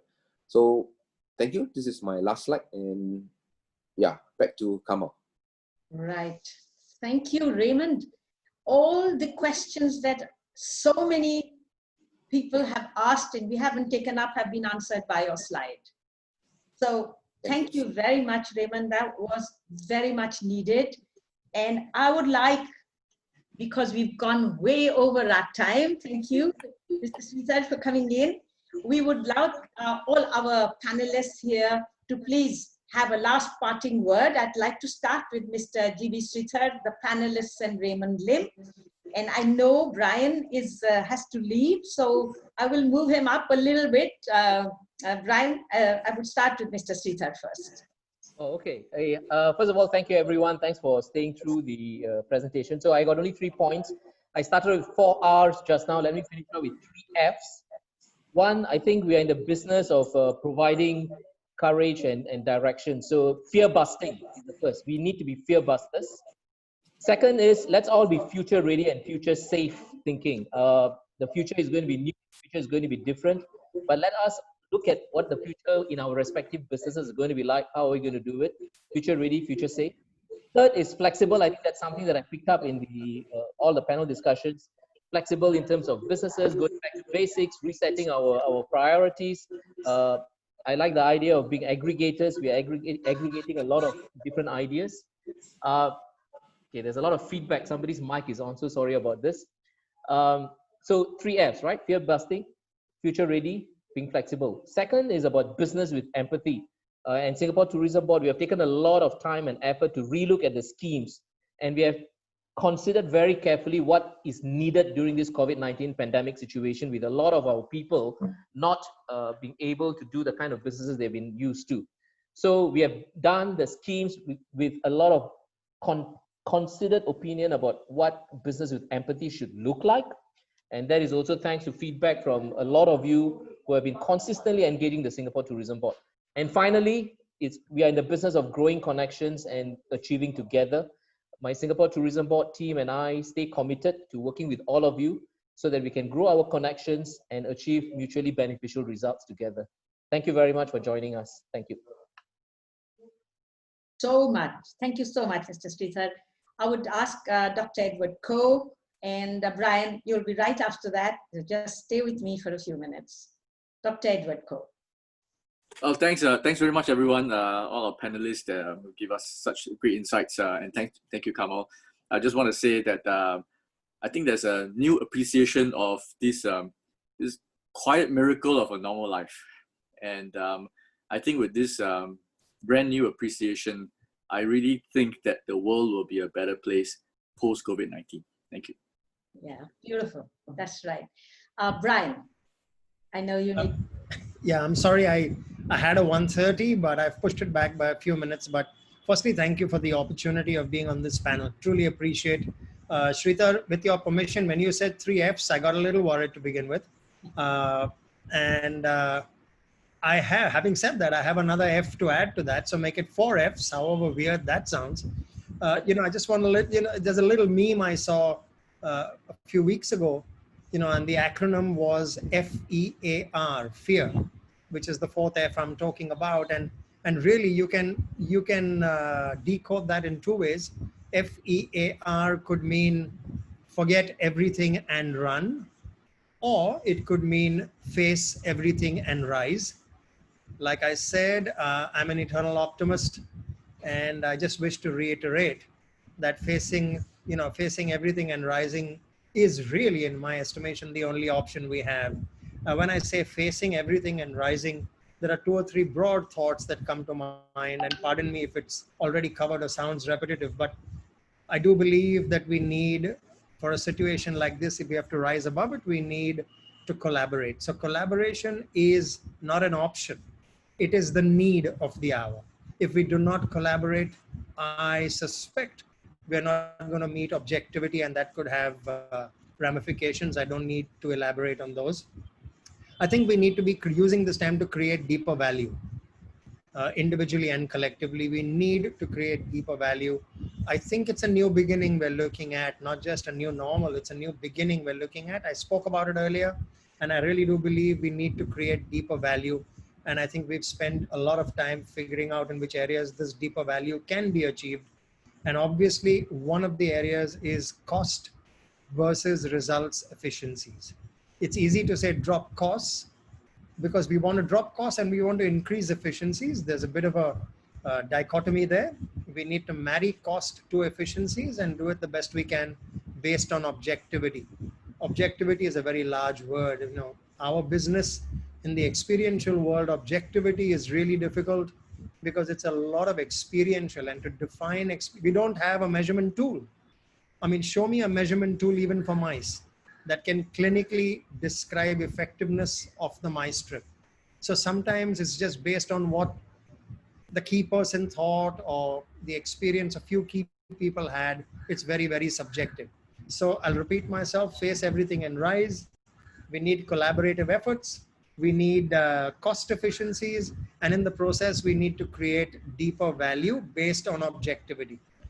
Thank you once again for having me on the panel. I am afraid I'm going to have to be a little ill-mannered and duck out if I have your permission to do so, because I have to get into another meeting. But thank you once again. Thank you, Kamal. Thank you, all of you, ladies and gentlemen, for allowing me to kind of air my thought and opinion. Thank you very much, Brian. Thank you. A lot. Thank you. We would now like to go to Edward. Edward Chu, do talk to us. Your last parting words. Oh, just a very quick one. I think we've said a lot. I think it's time to get to action. And RWS stands together with the industry and with the corporates, with our clients, to build a new future for the MICE industry.